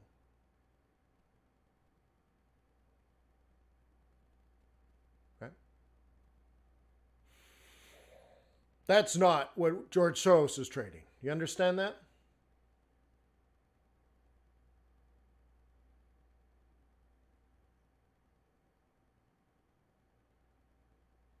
Glenn says hike, and I think he's referring to the Fed. Not in a million years. Well, not in 5 years. Not in 5 years would that ever happen. Don't even think that. Okay? So, George Soros would make money on this trade. Okay? There's no doubt about it. He makes billions and billions and billions of dollars in the currency market. He broke the Bank of England. He will make money selling the US dollar because it's obvious. Okay, cool. Now you might trade differently than George Soros, and maybe all you trade is price action. Well, on the longer run, the price action will be more up than down on this pair. So it comes down to, do you trade long and short if all you use technical analysis, or do you trade a bias? And how good are you? So I would argue, if I was a bull, I would only buy dips in an uptrend. So if it's trending down next week, I just won't do any buying. But then when the market turns back up, and it will because the fundamentals, it will turn back up. It might take days, weeks, or months, but it will turn back up. It will. Otherwise, there's no trend. And the fundamentals set the trend. George Soros will make money just simply by selling the dollar. So we know the dollar is going to be weak because that's, again, what the central bank is doing. That's the result of the central bank's activities. Okay, cool. So now, if all I did was buy dips in an uptrend, there may be times when I don't get a lot of trades. And then there'll be other times when I get a lot of trades. And at the end of the year, I will be richer than when I started. Now, you can swing both ways like a broken gate and scalp and all this other nonsense. But I will just buy dips and let it run. I will buy dips and let it run. I will buy dips and let it run. But I'll only buy dips in an uptrend. If it's a downtrend for the next 2 or 3 or 4 days or for the whole month, great. I'm not going to buy on the way down. But I will buy on the way up. But I only buy low. I only buy at support on the way up. And I will make money. Because I only trade when market conditions are favorable. Many newer traders, they have no bias.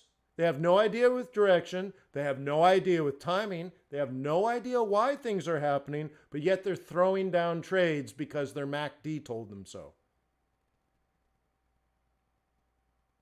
Stephen, yes.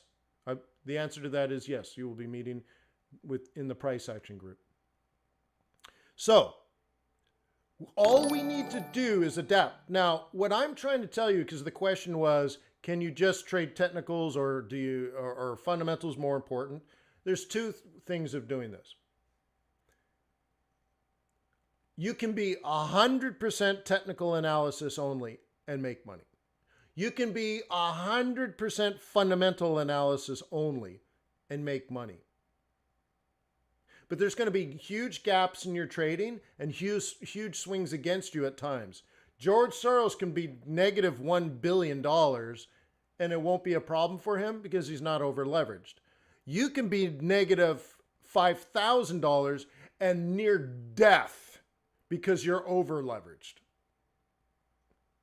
You'll be approaching bankruptcy, or at least your account will, because you're over leveraged and George Soros is not over leveraged. So I would say 95% of new traders make gross, negligent mistakes in their trading. Okay?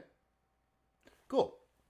So if all you said is, I think this is going to go up, and all you did was buy dips in an uptrend, you would be successful. And when you spot something like this, you might say, uh-oh, that's a lower low.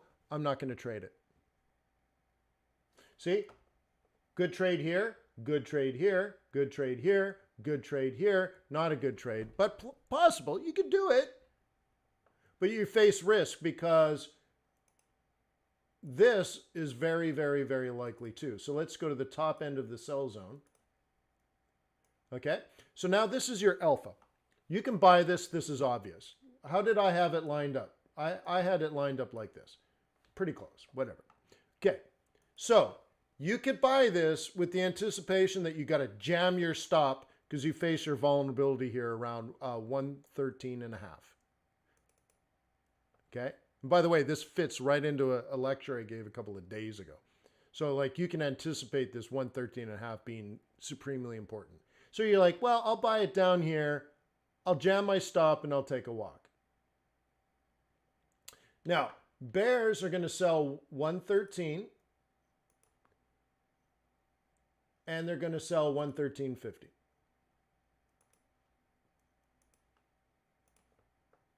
I have to do this again.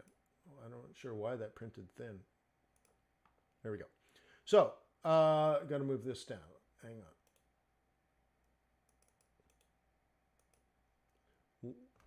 1.1300000. Okay, so you're going to sell in between there if you're a bear. And if you're a bull, I think this is what I would do if I were me.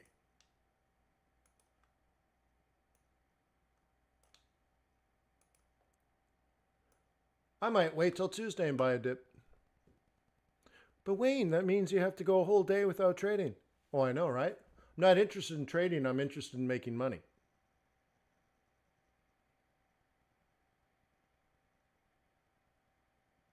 Okay.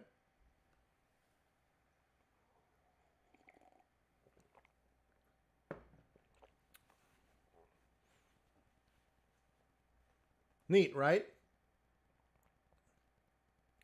I need you to think bigger all the time. There's two things like in my training. I try to teach you to think bigger. And at the same time, simplify.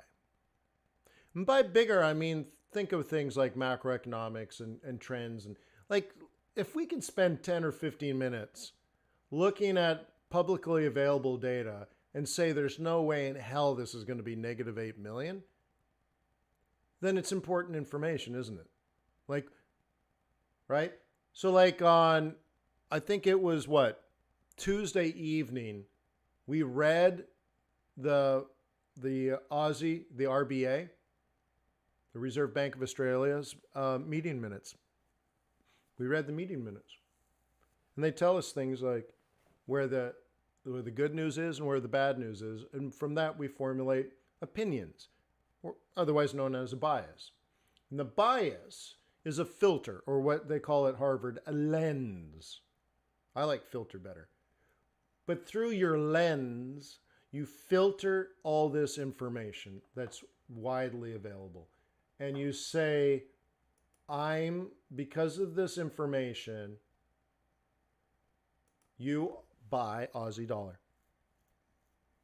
And you'll say, well, the market's horrible. I'm like, yeah, but we're not trading the market. The economy is horrible. And I say, that's true, but we're not trading the economy. Okay?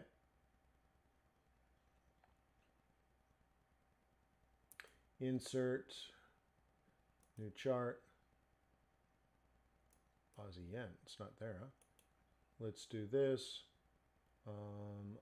Bullish swing trading. Okay. Okay.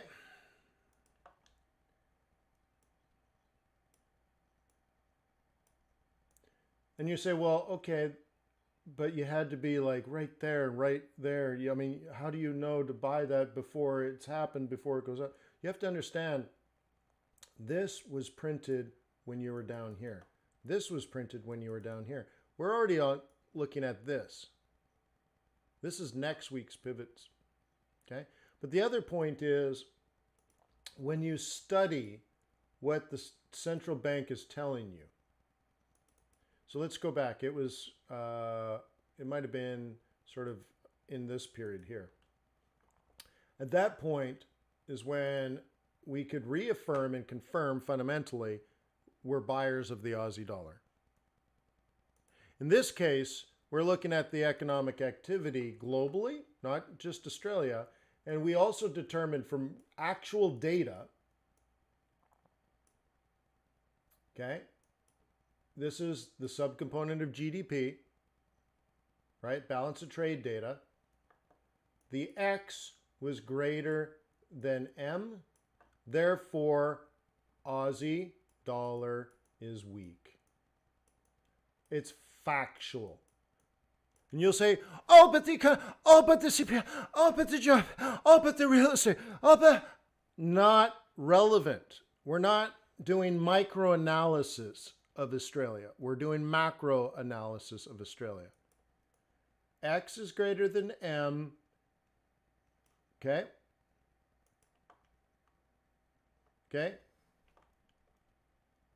The value of the Aussie dollar is a function, right, of X minus M.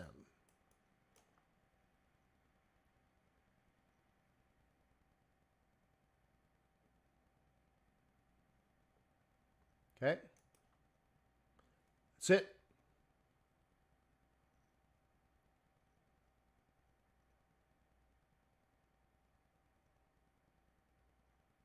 What do I think about Australia saying they're in recession? Yeah, I feel really bad for Australians. Their dollar's going to weaken, though. So this whole period in recent history, from 2018 to 2020, 2017 to 2020, look it up. X minus M for Australia. X was less than M, right? But you know what? I drew it wrong on the other chart, didn't I? So Oz is weak. I misdrew it. On the other one, X minus M, more currently, sorry about that, X is greater than M. So Aussie dollar is strong. Sorry. See, it's opposite with the US dollar, right? So Aussie is strong. Why? They're exporting more. Think of it this way. I'm more interested in why. Don't remember, no memorize. Australia is exporting more than they're importing, which means there's more demand for Australian dollars than there is availability of Australian dollars. So the dollar, Australian dollar goes up. Now you'll say their economy sucks. Yeah, I know, right? But they're exporting more than they're importing. Therefore, there's a shortage of Aussie dollars. Therefore, the value of the dollar goes up, irregardless of that. So yeah, it might be demand for iron ore and coal and diamonds and gold and wheat and beef, okay? So remember, guys, it's all relative. So you're like, but Australia's in recession. Yeah, but China has dwindled through their stockpiles of iron ore and coal, and they're rebuilding their inventory, and they're buying from Australia. Oh, but Australia's in recession. That's backwards looking, dude. We're not interested in backwards looking.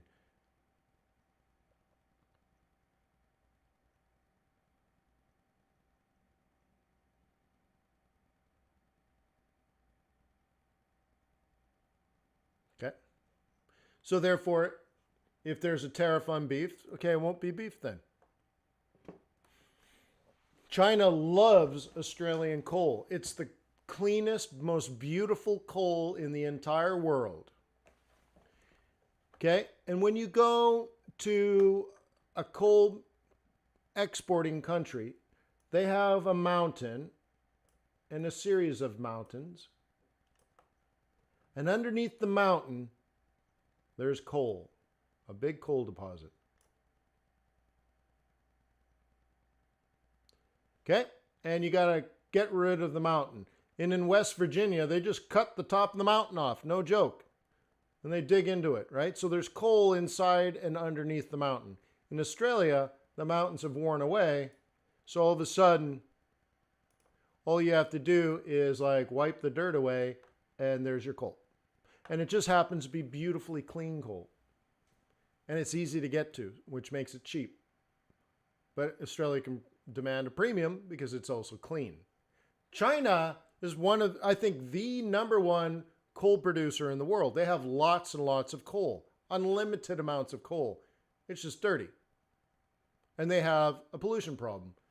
So as long as Australia has clean stuff, they buy it. So right now, the Australian economy is not doing well. But if China decides to increase their inventory of clean coal, doesn't matter. Exports go up. Demand for dollar goes up. Aussie dollar gets strong. Enough said. So again, I want you to think bigger. I want you to think macro, not micro. But also, I need you to simplify your charts because for some reason, you're making things more complicated than they need to be. And you know I'm right. When the RBA tells you the situation, it's pretty easy. When the Fed tells you the situation, it's pretty easy. But like, why did you not listen to Jay Powell when he did the interview? Why did you not read the FOMC statement? Why didn't you do it? Why are you guessing every day? It doesn't make sense. You're making it complicated.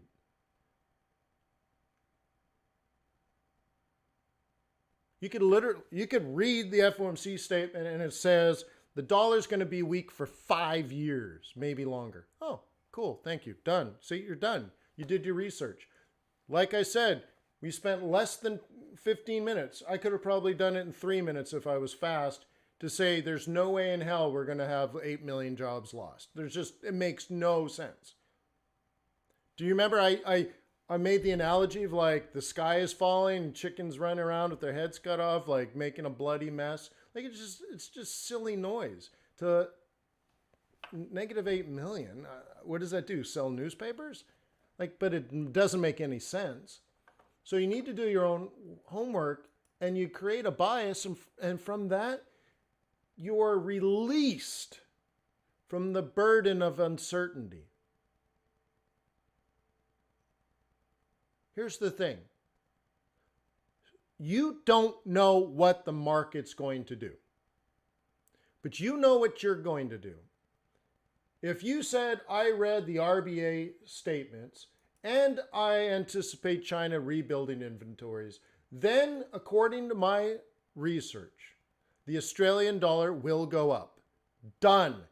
You're done. You are 100% certain. So now all you do is you say, I wonder if I buy today. I wonder if I buy this week. I wonder if I buy this month.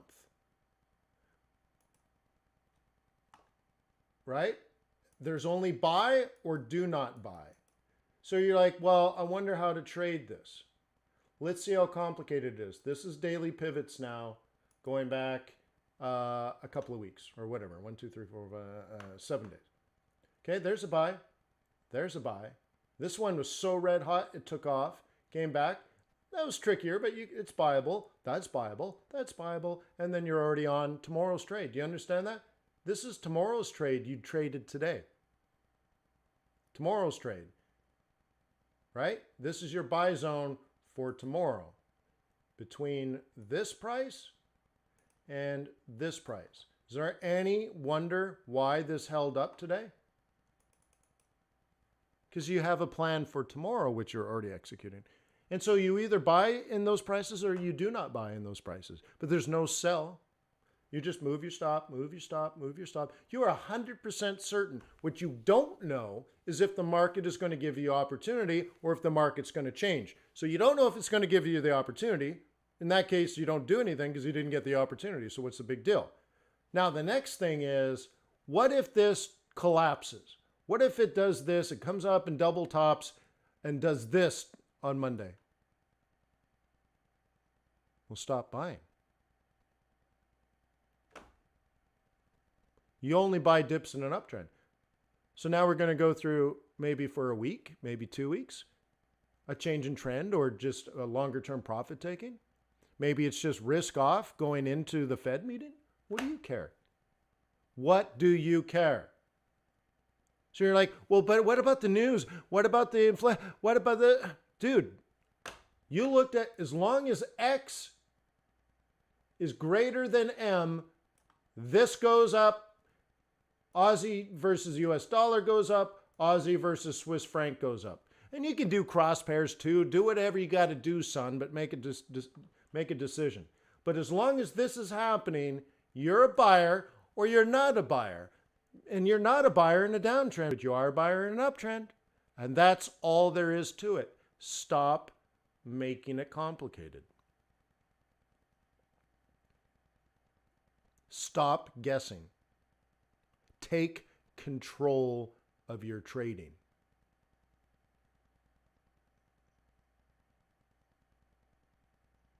Okay? These are entry zones for a bull. And this is, see here, it says bullish profit zone aggressive. So for that day, so look, so what is this, Friday, Thursday. So on Wednesday, here's Wednesday. At the top of New York, you already had this drawn for you. And it said, okay, Wednesday, you just made a higher high. And you're a bull. Help me predict the future if you're a bull. What do you expect to happen next if you're a bull? Once you have a higher high, what's your next expectation in the very near future if you're a bull? Please answer.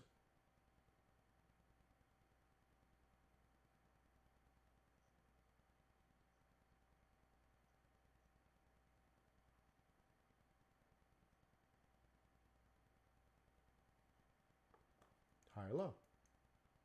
So now the next question is, if you expect a higher low, where do you know? Well, this is pivot points. And you knew this here, like literally it's printed. Just like this is Monday's pivot points, you already know it. So you already know the future. So you're already expecting somewhere around here to be a buy zone, somewhere around here to be the higher low. Isn't that helpful? When you're up here, okay?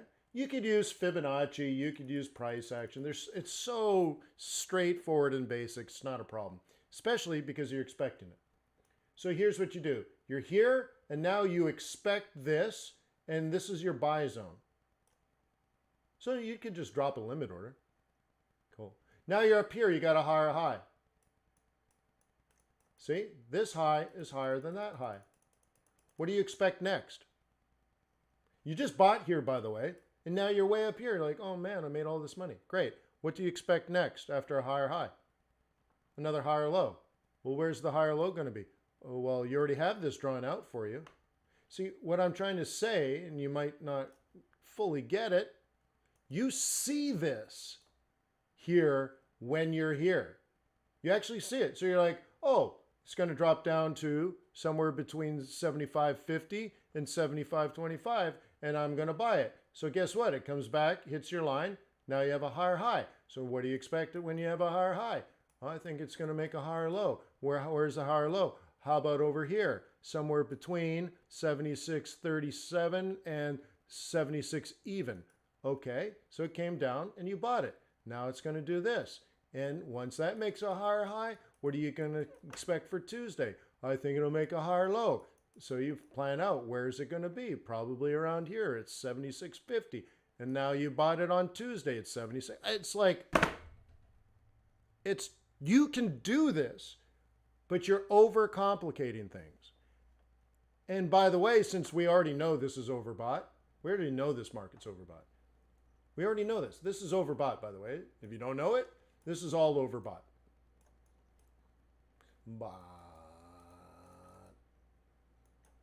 Okay? That's overbought. We already know that. So if this comes down now, you'll have a period where you stop buying. Stop it. Why? It's made a lower low. Lower lows don't live in an uptrend. So if the market has just shifted gears for a while, stop it. Stop. Stop. Just stop. Stop trading. Stop. You only buy dips in an uptrend. This doesn't live in an uptrend, so you stop buying. Why? Why is that so difficult? And by the way, you already knew days ago, you knew that this is not a good trading zone anymore. And let me prove that to you. Okay, I'm going to show you my monthly pivots. Pivot points monthly. Okay, this is overbought. It's overbought. Walk away. Now you can stay with it. I recommend you stay with it until it stops.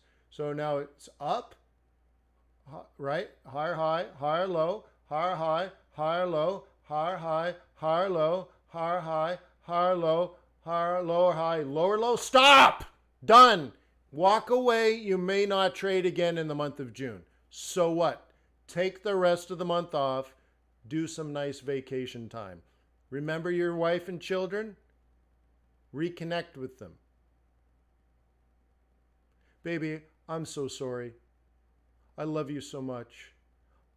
I know I've been working hard and we're probably disconnected, but I'm trying to do my best to take care of our family during COVID-19, where millions of people are losing jobs and are facing a hopeless situation.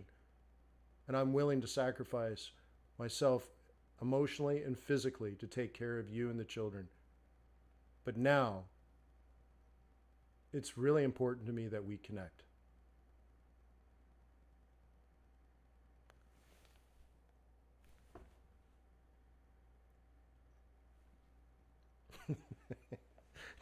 Julie's like, oh, I need to get better at doing it though. The thing is, I don't do it, and I don't do it.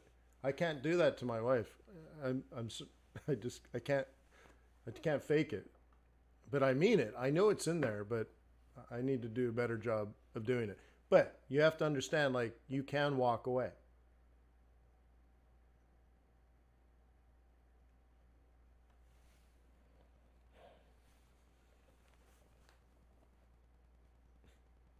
Well, Michael, I can sell you the template for $5.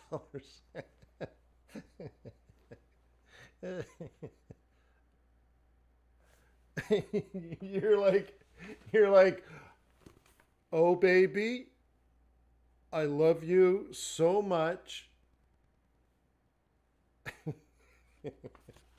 And I miss you.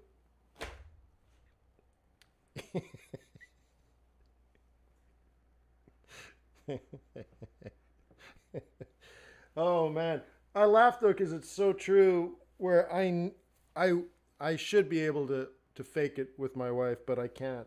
I just can't. And so I just have to. Oh, I'm too honest. I'm too real. Wayne, did you look at pound dollar? I'm looking at Aussie yen right now, and you should be able to understand what's happening to absolutely everything, including pound dollar. You guys really need to boil things down. I'm a macroeconomic trend trader. So if I'm buying Aussie yen, you should know what I'm doing with pound dollar. It's the same thing to me. This is what I mean by Newtonian physics. There's a cog. So if Aussie yen's going up, pound dollar should be going up. If it's not going up, it's because the pound is a pig, a big, fat, stinky pig.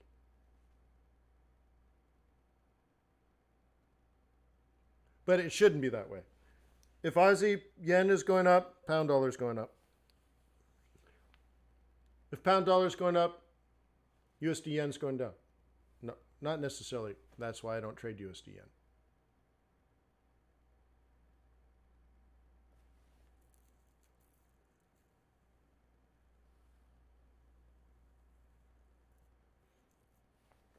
Okay, this is all the same thing. I do one thing, guys. Risk on or risk off. That's not the only way to trade.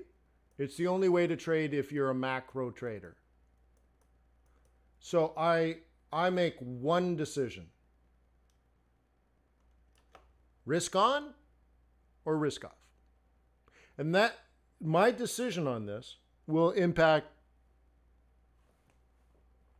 well, if there's G10 currencies, it could plausibly 100 trades.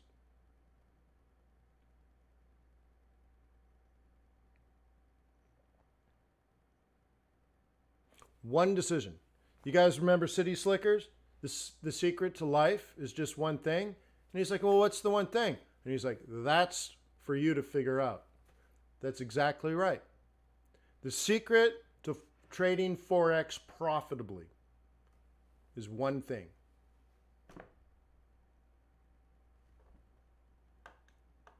You're either trading risk on or you're trading risk off.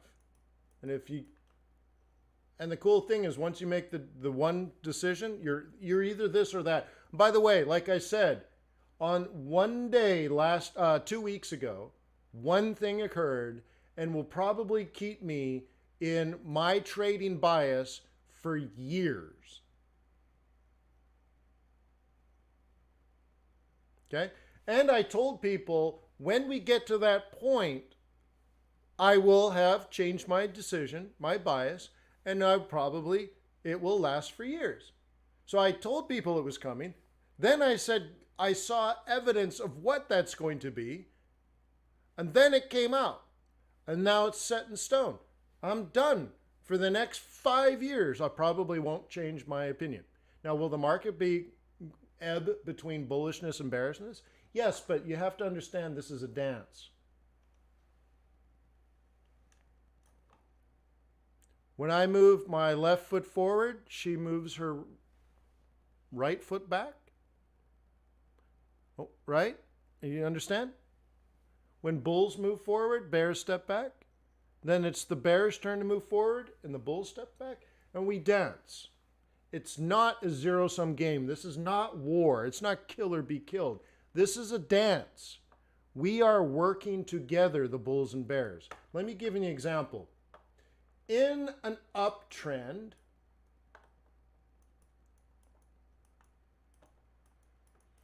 bulls buy low. So if there's no downward move, if there's no red candles, bulls never buy, and therefore an uptrend never occurs. You cannot have an uptrend without red candles. You must have red candles. Now, the true truth here, what happens is a bull buys, a bull exits. A bull buys, a bull exits. A bull buys, a bull exits. Okay? But you can think of it as bulls, bears. Bulls, bears. Bulls, bears. Bulls need bears.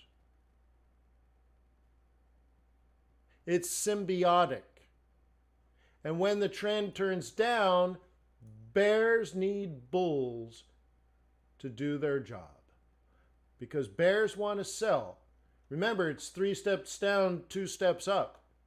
Bear, bear, bear, bear, bear, bear, bull, bull, bull, bull, bull, bear, bear, bear, bear, bear, bull, bull, bear, bear, bear, bear, bull, bull, bull, bear, bear, bear, bear, bull, bull, double bottom, higher high, bull, bull, bull, so on and so forth.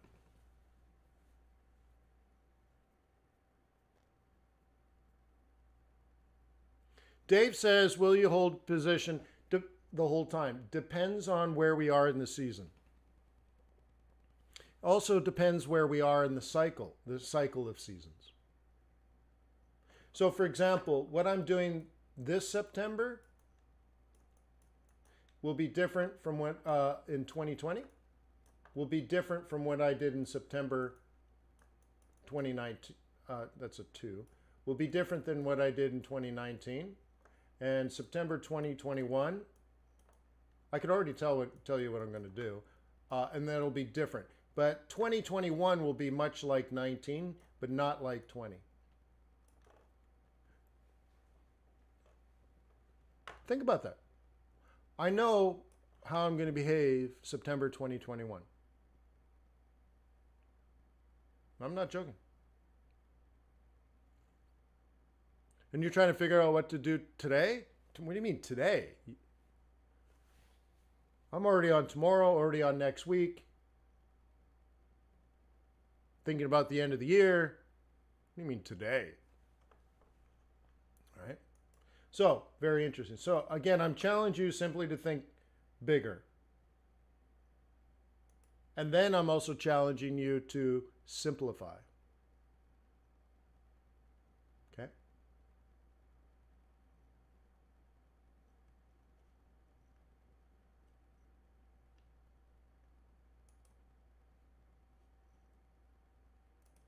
Keep marking your lines, guys. Clear sell zone. And once you have a breach of a sell zone, the bears are gone. Okay? So, if you don't know basic price action, you got the lower low. Use the old support to predict the new resistance. There's your lower high. New lower low. Use the support to predict the new resistance. And then it'll keep making new lower lows and lower highs until it stops. And for a bull, when it stops is what matters. Okay? So eventually, like my line is down here. So what I expect is all the way down here, and then a big move, and then a retrace, and then an up, and then a down, and then an up. Okay? Off of here. But you have to realize when we're up here, I already marked this. Cool? Okay? So down, up, down, up, down, up. And somewhere in here is when I'm taking action. I need the bears to bring this down because I like to get a deal. I know I want to buy this, but I don't want to buy it at 114. I'd rather buy it at 112 and a half. It's a better deal.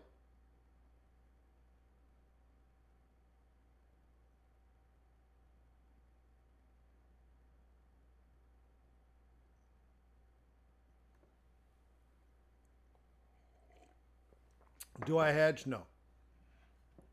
Hedging's for uncertainty.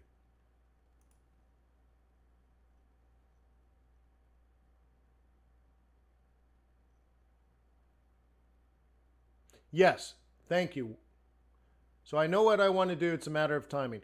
It's timing and price, right? So we got price on this part of the chart. We got time on this, right? So yeah, it's a matter of time and price.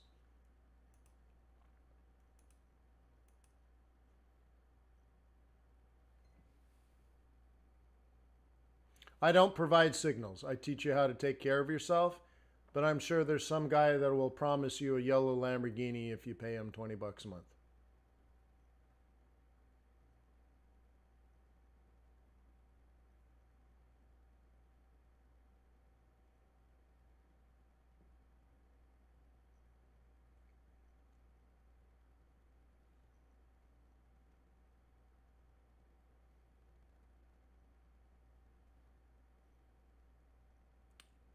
JSL, we're going to have to take care of you. You need to learn how to trade. Do you have a course? FXBootcamp.com.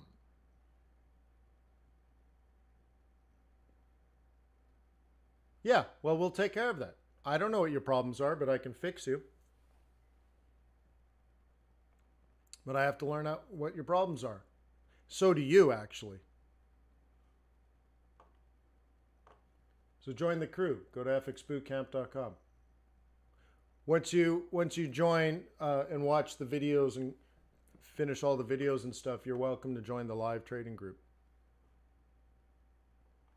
But so you're like a beast on the demo account. So I don't know what that means. I don't know if you're a degenerate scalper.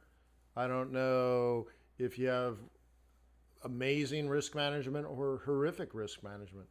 There's all kinds of things, right? Like you might think you're a beast, and you might be, you might actually be a beast, and that's a bad thing. And then you go live, and you might actually, like, I don't know. You don't know. I don't know. I don't know your strengths and weaknesses, and you probably don't as well, right?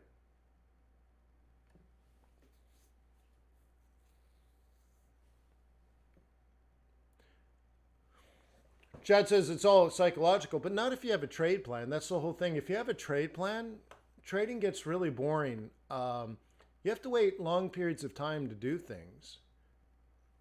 Trading should be boring. If you have exciting, volatile kind of trading, you're doing it wrong. Okay? You're not doing it right. And this is probably the frustrating part, and probably where your inconsistency comes from. So for example, I show you this, I'm like, look, this was a buy zone, this was a buy zone, this was a buy zone, this is a buy zone. You're like, oh man, I should be on that, it's so easy. But you also have to know that this is an exit zone. And so you might be very good at analyzing pretty obvious scenarios. I mean, come on, dude, right? But what you don't know is it's about to end, at least on the short run, but you don't know that either. And so you keep buying when this is actually a giant exit zone.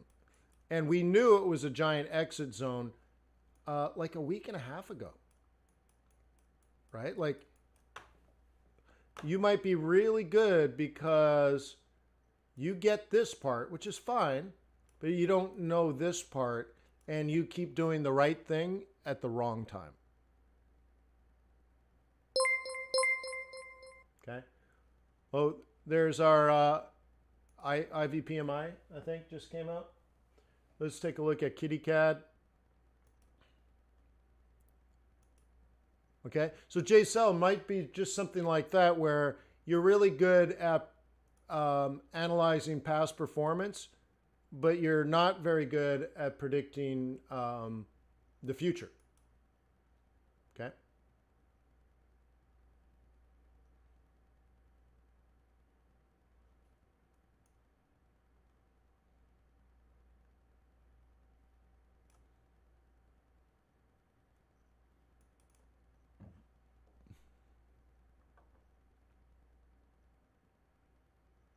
No, it's not $1,600. Look at the coupon code right above it.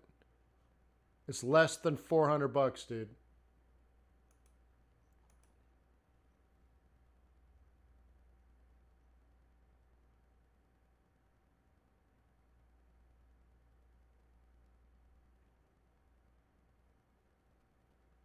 You got it, Adwill?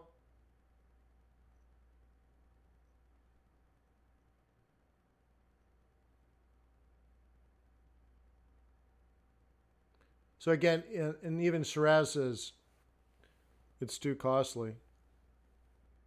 Well, if $400 is too costly, you should take a second job.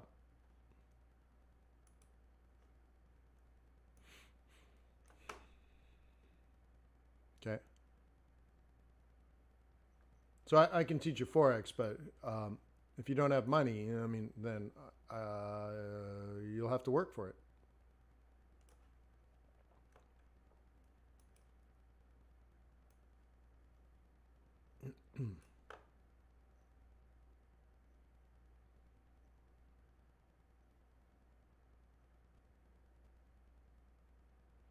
Oh, is that right?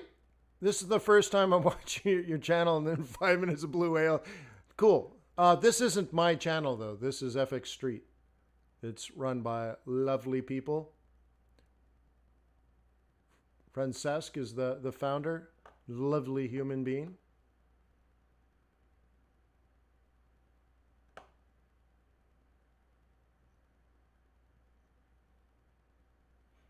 Okay. Call into some super drawdowns and stuff. So what you're trying to do is have consistent returns with low volatility. This is what we're all trying to do. Anyone that wants to be a professional trader someday needs to have consistent returns with low volatility. Now, you don't need big returns. You need consistent returns. Okay? Institutional investors and wealthy individuals, they don't want big returns. They want consistent returns. They're giving up cash for an income stream. It's the simple time value of money versus an opportunity cost of holding the money in cash, holding the money in bonds, holding the money in their stock market portfolio, or giving it to you relative to the risk. Okay? So if you can show consistent returns with low volatility, okay, and you can produce more consistent returns in the stock market, maybe have a little more risk than the bond market, but higher returns, then you're like, okay, I can see where you fit in the portfolio, and we're very interested in investing. If you have volatile returns, you're dead. No one's interested in volatility. Then the next part is if you have big returns, they're going to do risk-adjusted performance, look at that and say, well, you did it through leverage or risk, and we're not interested in that. So they simply want to see that they'll give up potential of putting money in one industry and giving it to you, but they want to, right? But they don't want volatility. And they do need consistent access to income. Oh, I hate Facebook. I don't even get Facebook. I don't get it. I have 10,000 followers on Facebook, and I go in there and it's just nonsense. So I don't have Facebook on my phone.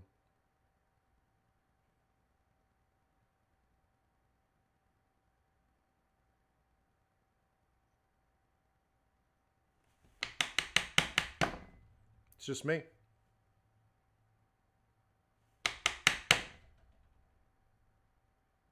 So this is the journey we're on, ladies and gentlemen. Now, how do you create in an uncertain market, how do you create slow but steady certain returns? Thank you, Saraz.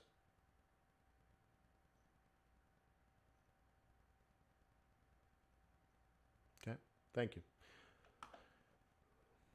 Well, you don't know what the market's going to do in the future. Nor do I.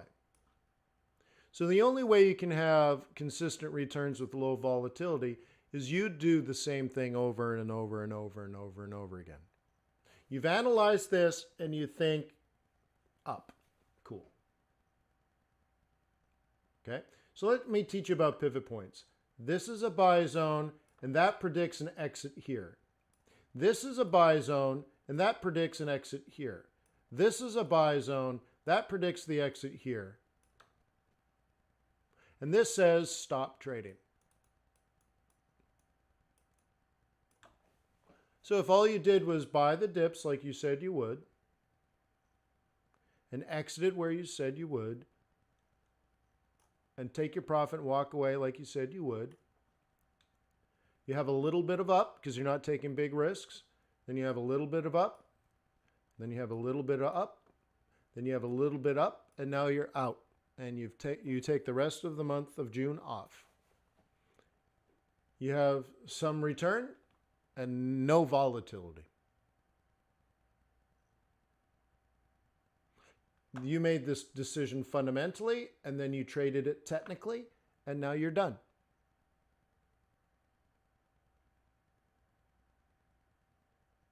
Metatraders.com, Samuel. Metatraders.com.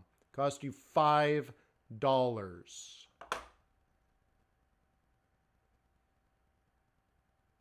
Okay. So you have to understand this doesn't mean sell. This doesn't mean sell for a couple of reasons. If you were a bear, you might argue this is a sell, but this is an uptrend. Only a fool sells an uptrend. And a fool and their money are easily departed. And you might say, well, it's down, I should be selling. No, this is not, people are not selling here. This is bulls taking profit. It's not bears at all. There's in fact no bears in this market right now. So this is bulls, profit taking, profit taking, profit taking, profit taking, buying, buying, buying, buying, buying, buying, buying, profit taking, profit taking, profit taking, buy, buy, buy, buy, buy, buy, profit taking, profit taking, profit taking, buy, buy, buy, buy, buy. And now what's probably likely to happen in normal market conditions is profit taking, profit taking, profit taking, and so on and so forth. But because we've hit the target, this is the point I'm trying to make. Okay? Even the week before June, so at the end of May, we already had targeted this price, 72 and some change. So we'll just say 72. You will stop trading when we hit 72. Take the rest of the month off. You're done. Oh, but wait, I can't take the rest of the month off. Take the month off. Dude, go to the beach. Go to the beach. Go. You're done. Get out of here. Easy money is done. The rest is unpredictable, or let's say less predictable. Less predictable is higher risk. Higher risk will lead to less consistent returns and more volatility in your trade history, none of which is interesting.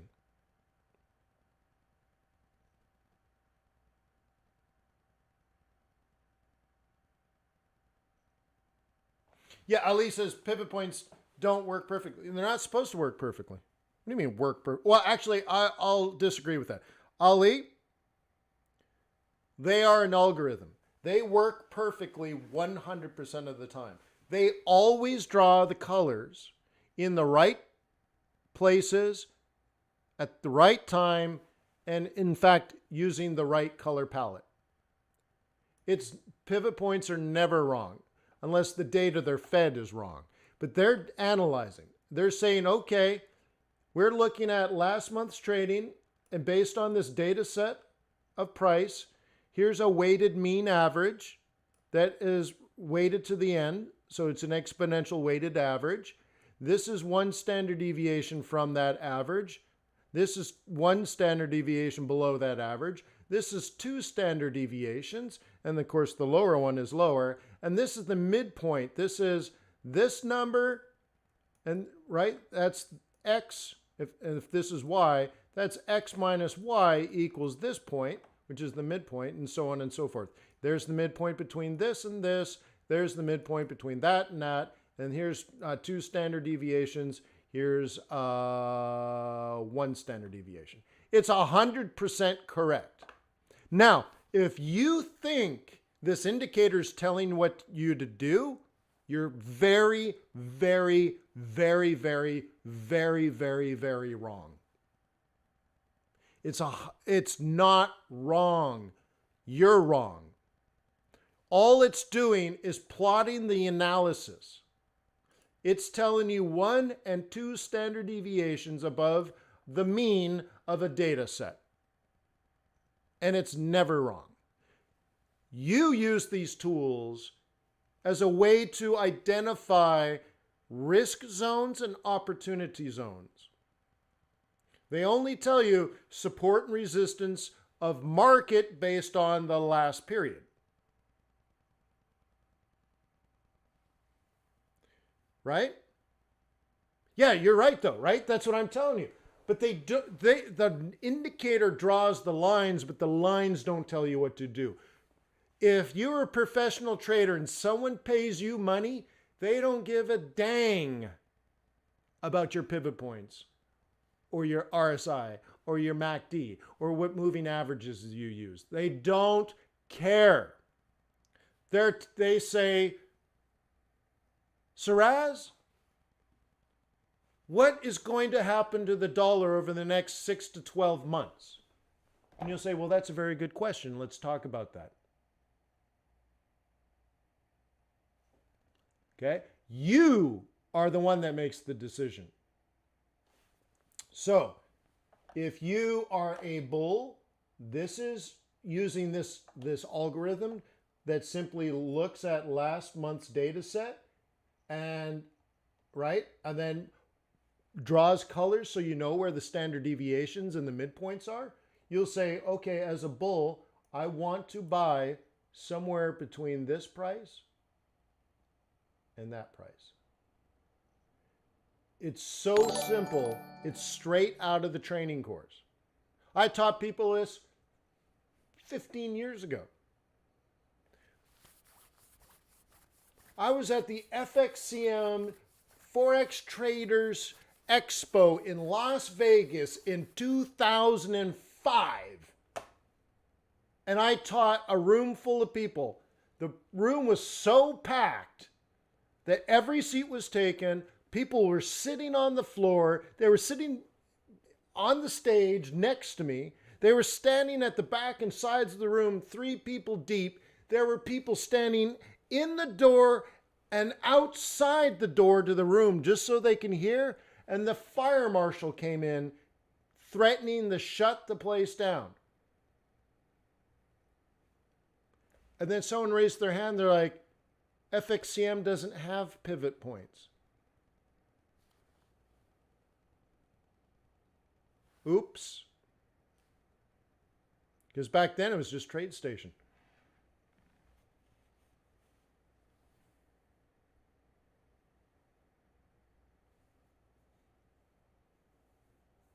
Okay?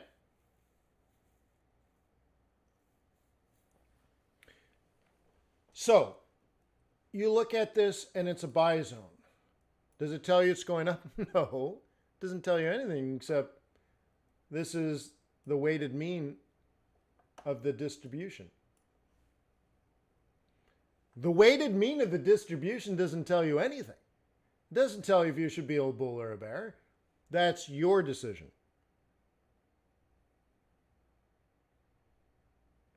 Okay? Do you understand? So if it starts doing this, pivot points don't care. Okay? Pivot points don't care. Okay? There's no indicator and you should stop looking for the Holy Grail. There's no indicator that's going to tell you the future. It's your job. That's you. That's your job.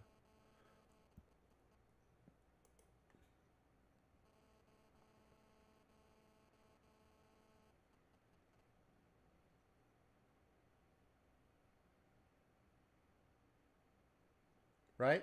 You see? So I happen to look at CAD. I happen to be more bullish than bearish. Oil prices are going up. Other commodity demand for other commodities like Canada exports have gone up. That's pretty good. Canadians should be tiptoeing out of COVID isolation. All that's really good. Swiss franc is a funding currency. So if CAD and the United States and Australia and so on and so forth, if all those countries are doing better because they're exporting, and countries like the United States and countries like China are importing more because their economies are recovering, Swiss franc is going to weaken. Why? It's a funding currency. So in that mode, dude, every single day, every single week, every single month, I'd be a buyer of this. Now, do I buy high? No, I only buy low. And do I buy in downtrends? No, I only buy in uptrends. What's the big deal? You see the message I'm trying to get across? You need to make a decision based on economic analysis of the reality, not because some idiot says 8 million jobs are going to be lost. That was like the dumbest thing. And I think I proved to you with basic elementary analysis, you could look at that and say, negative 8 million jobs? What the hell is this? This is stupid. There's no way that's right. And you make a decision. But that's you. That's your alpha. That's your ability to interpret data and extrapolate what you want to do with that. I look at this, and for quite some time, I've been a bull. Great. So then I look at this and I say, well, is the market bullish or bearish? Let's say I can't figure that out. Let's say I'm like, it's very difficult. Then you can use an indicator. Now use your algorithm. So you tell the algorithm to give you a report. And you're like, well, help me out, Algo. And it says it's more up than down. Oh, cool.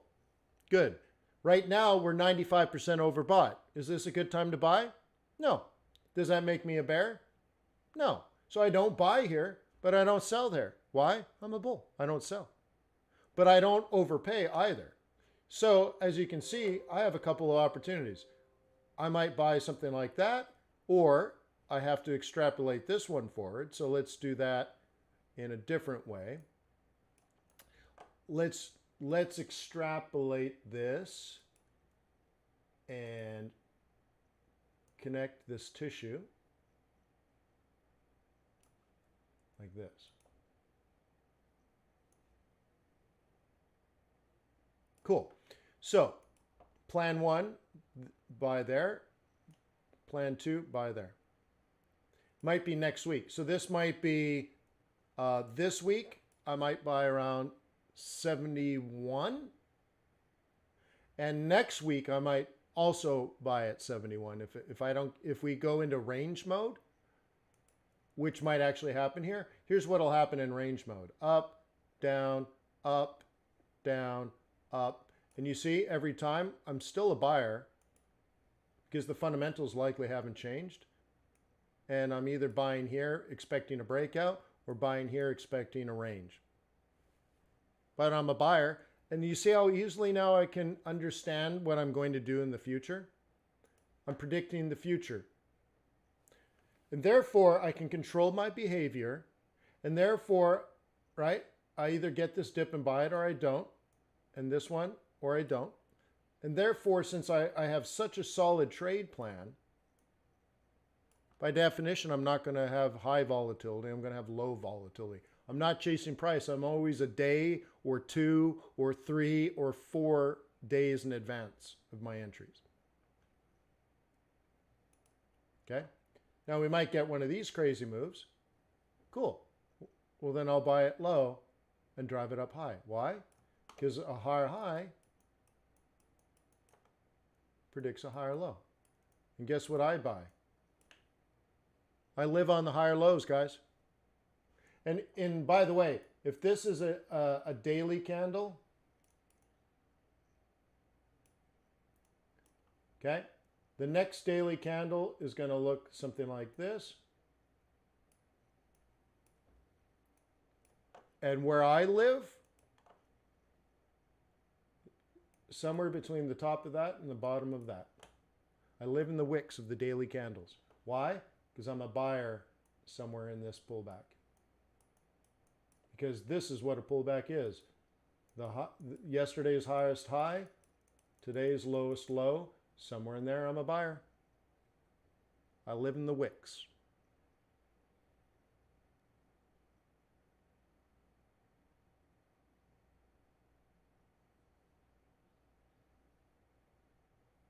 Okay.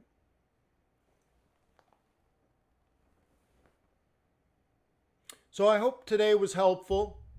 I appreciate you staying to the very end. We did cover some basic fundamentals, and I'm trying to show you that they are very important if you're going to have an ability to maintain some sort of sense of control over your trading, to have some sort of sense of understanding what's going on around you. So some very basic fundamentals made professional analysts look ridiculous. And the funny thing is, while I was doing it, I was telling you, this makes people look ridiculous. Some basic elementary level of work is more than most professionals can do. Okay? I talked about understanding the difference between physics and what, I don't know, other people are doing. And I said it seemed like it was people expecting the sky to fall today. The sky is falling, the sky is falling. And, you know, that's Chicken Little, and that one's a silly little child story, but today was a great example of that. Guess what? The sky isn't falling. There's only facts. Where we were, where we've been going, and where we expect to be. Okay? So we did cover some fundamentals today. We did cover technicals. Things like pivot points, like entries, things like price action, things like regressions and standard deviations. Okay? But the message I want you to get across to you is I want you to think on a bigger level. I want you to start thinking macroeconomics. And then I want you to simplify your charts. Are you a bull or a bear? Well, you can't make that decision until you do the fundamentals. And you can do this, by the way, by flipping a coin. I really don't care how you get to your answer. I really don't care. I swear to you, if you flip a coin and that makes a decision fundamentally for you, it will work just as well. Because the next part is your technical analysis. If you're a bear, you should look at this and say, this is not bearish. And now you are done. And you will not trade this as a bear until, let's say, this indicator, if you want to use the indicator to help you make the decision, until this is trending down. And when it's trending down, you have permission to engage. It's that easy. Your indicators don't make things more complicated. They're supposed to confirm or deny your hypotheses. Your hypotheses, based on analysis of global macroeconomics or flipping a coin, if that analysis tells you you are a bear, then you are a bear. And now, that's your bias. That's your hypotheses. Okay? You don't know if you're right or wrong, but that's your hypotheses. You confirm or deny your hypotheses using scientific methodology, otherwise known as technical analysis. So the first part is you're a bear on CAD Swissy because you are risk off. So you flipped a coin, you're risk off. Okay, cool.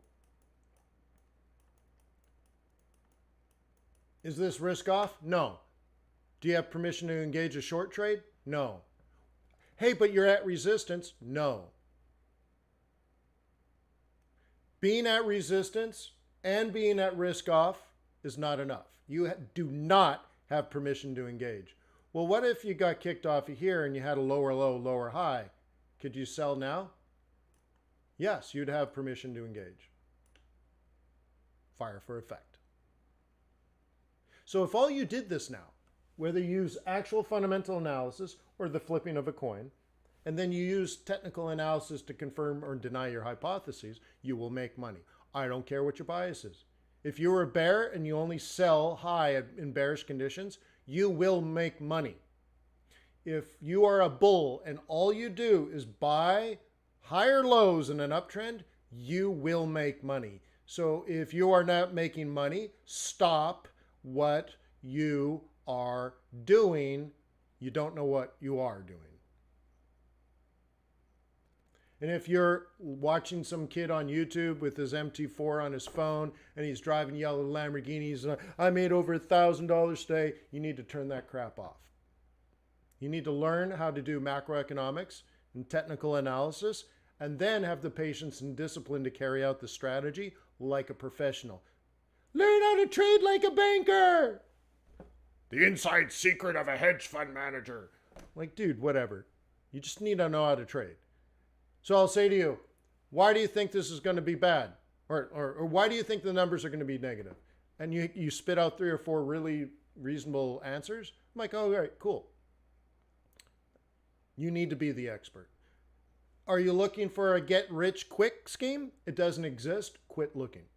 If you're looking for an indicator that will tell you what to do, stop looking. It doesn't exist. If you're looking for an EA that will make you money while you sleep, you don't have to work. You don't even have to understand what's going on. It's plug and play. You buy it. It makes you money. It's going to solve all your problems in your life. You have to be unbelievably desperate to the point where you're now mentally deranged. And I feel bad for that situation that you're in. You're that desperate. It doesn't exist. So if you're that desperate, why don't you work really hard learning how to trade Forex properly over the next 5 to 10 years? And in somewhere between 10 and 20 years from now, your problems are likely to be significantly different problems than they are now. You won't have money problems. You won't be worried about your cell phone bill. You won't have crime in your neighborhood. But you'll have different problems. Yeah, you'll have different problems. But you're like, Wayne, I'm not willing to put in 5 or 10 years. It's not going to work. You're not willing to put it in? That's why you got problems. You don't have the patience. You don't have the discipline. You don't have a long-term vision or plan. You need to get rich quick, and you need to get rich quick now. You got much bigger problems than I can help you solve. Okay?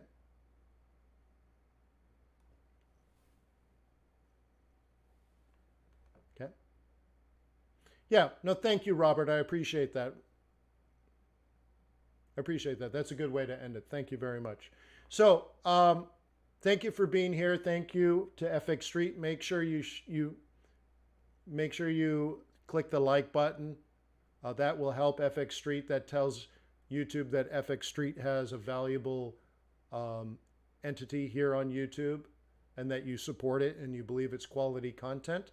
Please do that for FX Street. Just out of common courtesy, would you do that? Thank you. Thank you for everyone that has joined here. This is my 170th month of doing this one webinar. That's more than 14 years of me doing this one webinar. So for those that are new today, where have you been? Okay. My name is Wayne McDonell. I am the Chief FX Market Strategist for Traders Way. Please visit tradersway.com and open up a demo account. I'm also the founder of fxbootcamp.com. And there are there's something like 35 to 50 hours of training videos that are currently almost 80% off right now because of COVID-19. But the 80% off will end on Monday. So you're literally down to hours before that 80% goes away. So please, I hope you take advantage of that. Cool. So thank you for the last 3 hours of your life. Thank you for staying to the end. I know your time is valuable. I hope you see it as a wise investment. I hope you get wonderful returns. And let's end it this way. Oh. Peace on earth. May the pips be with you. May our profits be above average. Remember, if you join tradersway.com, in your back office is a link to my daily hour-and-a-half webinar. Free. Even with a demo account, there's a button. You can come to my webinars every single day and hang out with me. So, tradersway.com. Thank you, moderator, for moderating. Have a wonderful weekend. Maida, no more Sundays. I'll see you Monday.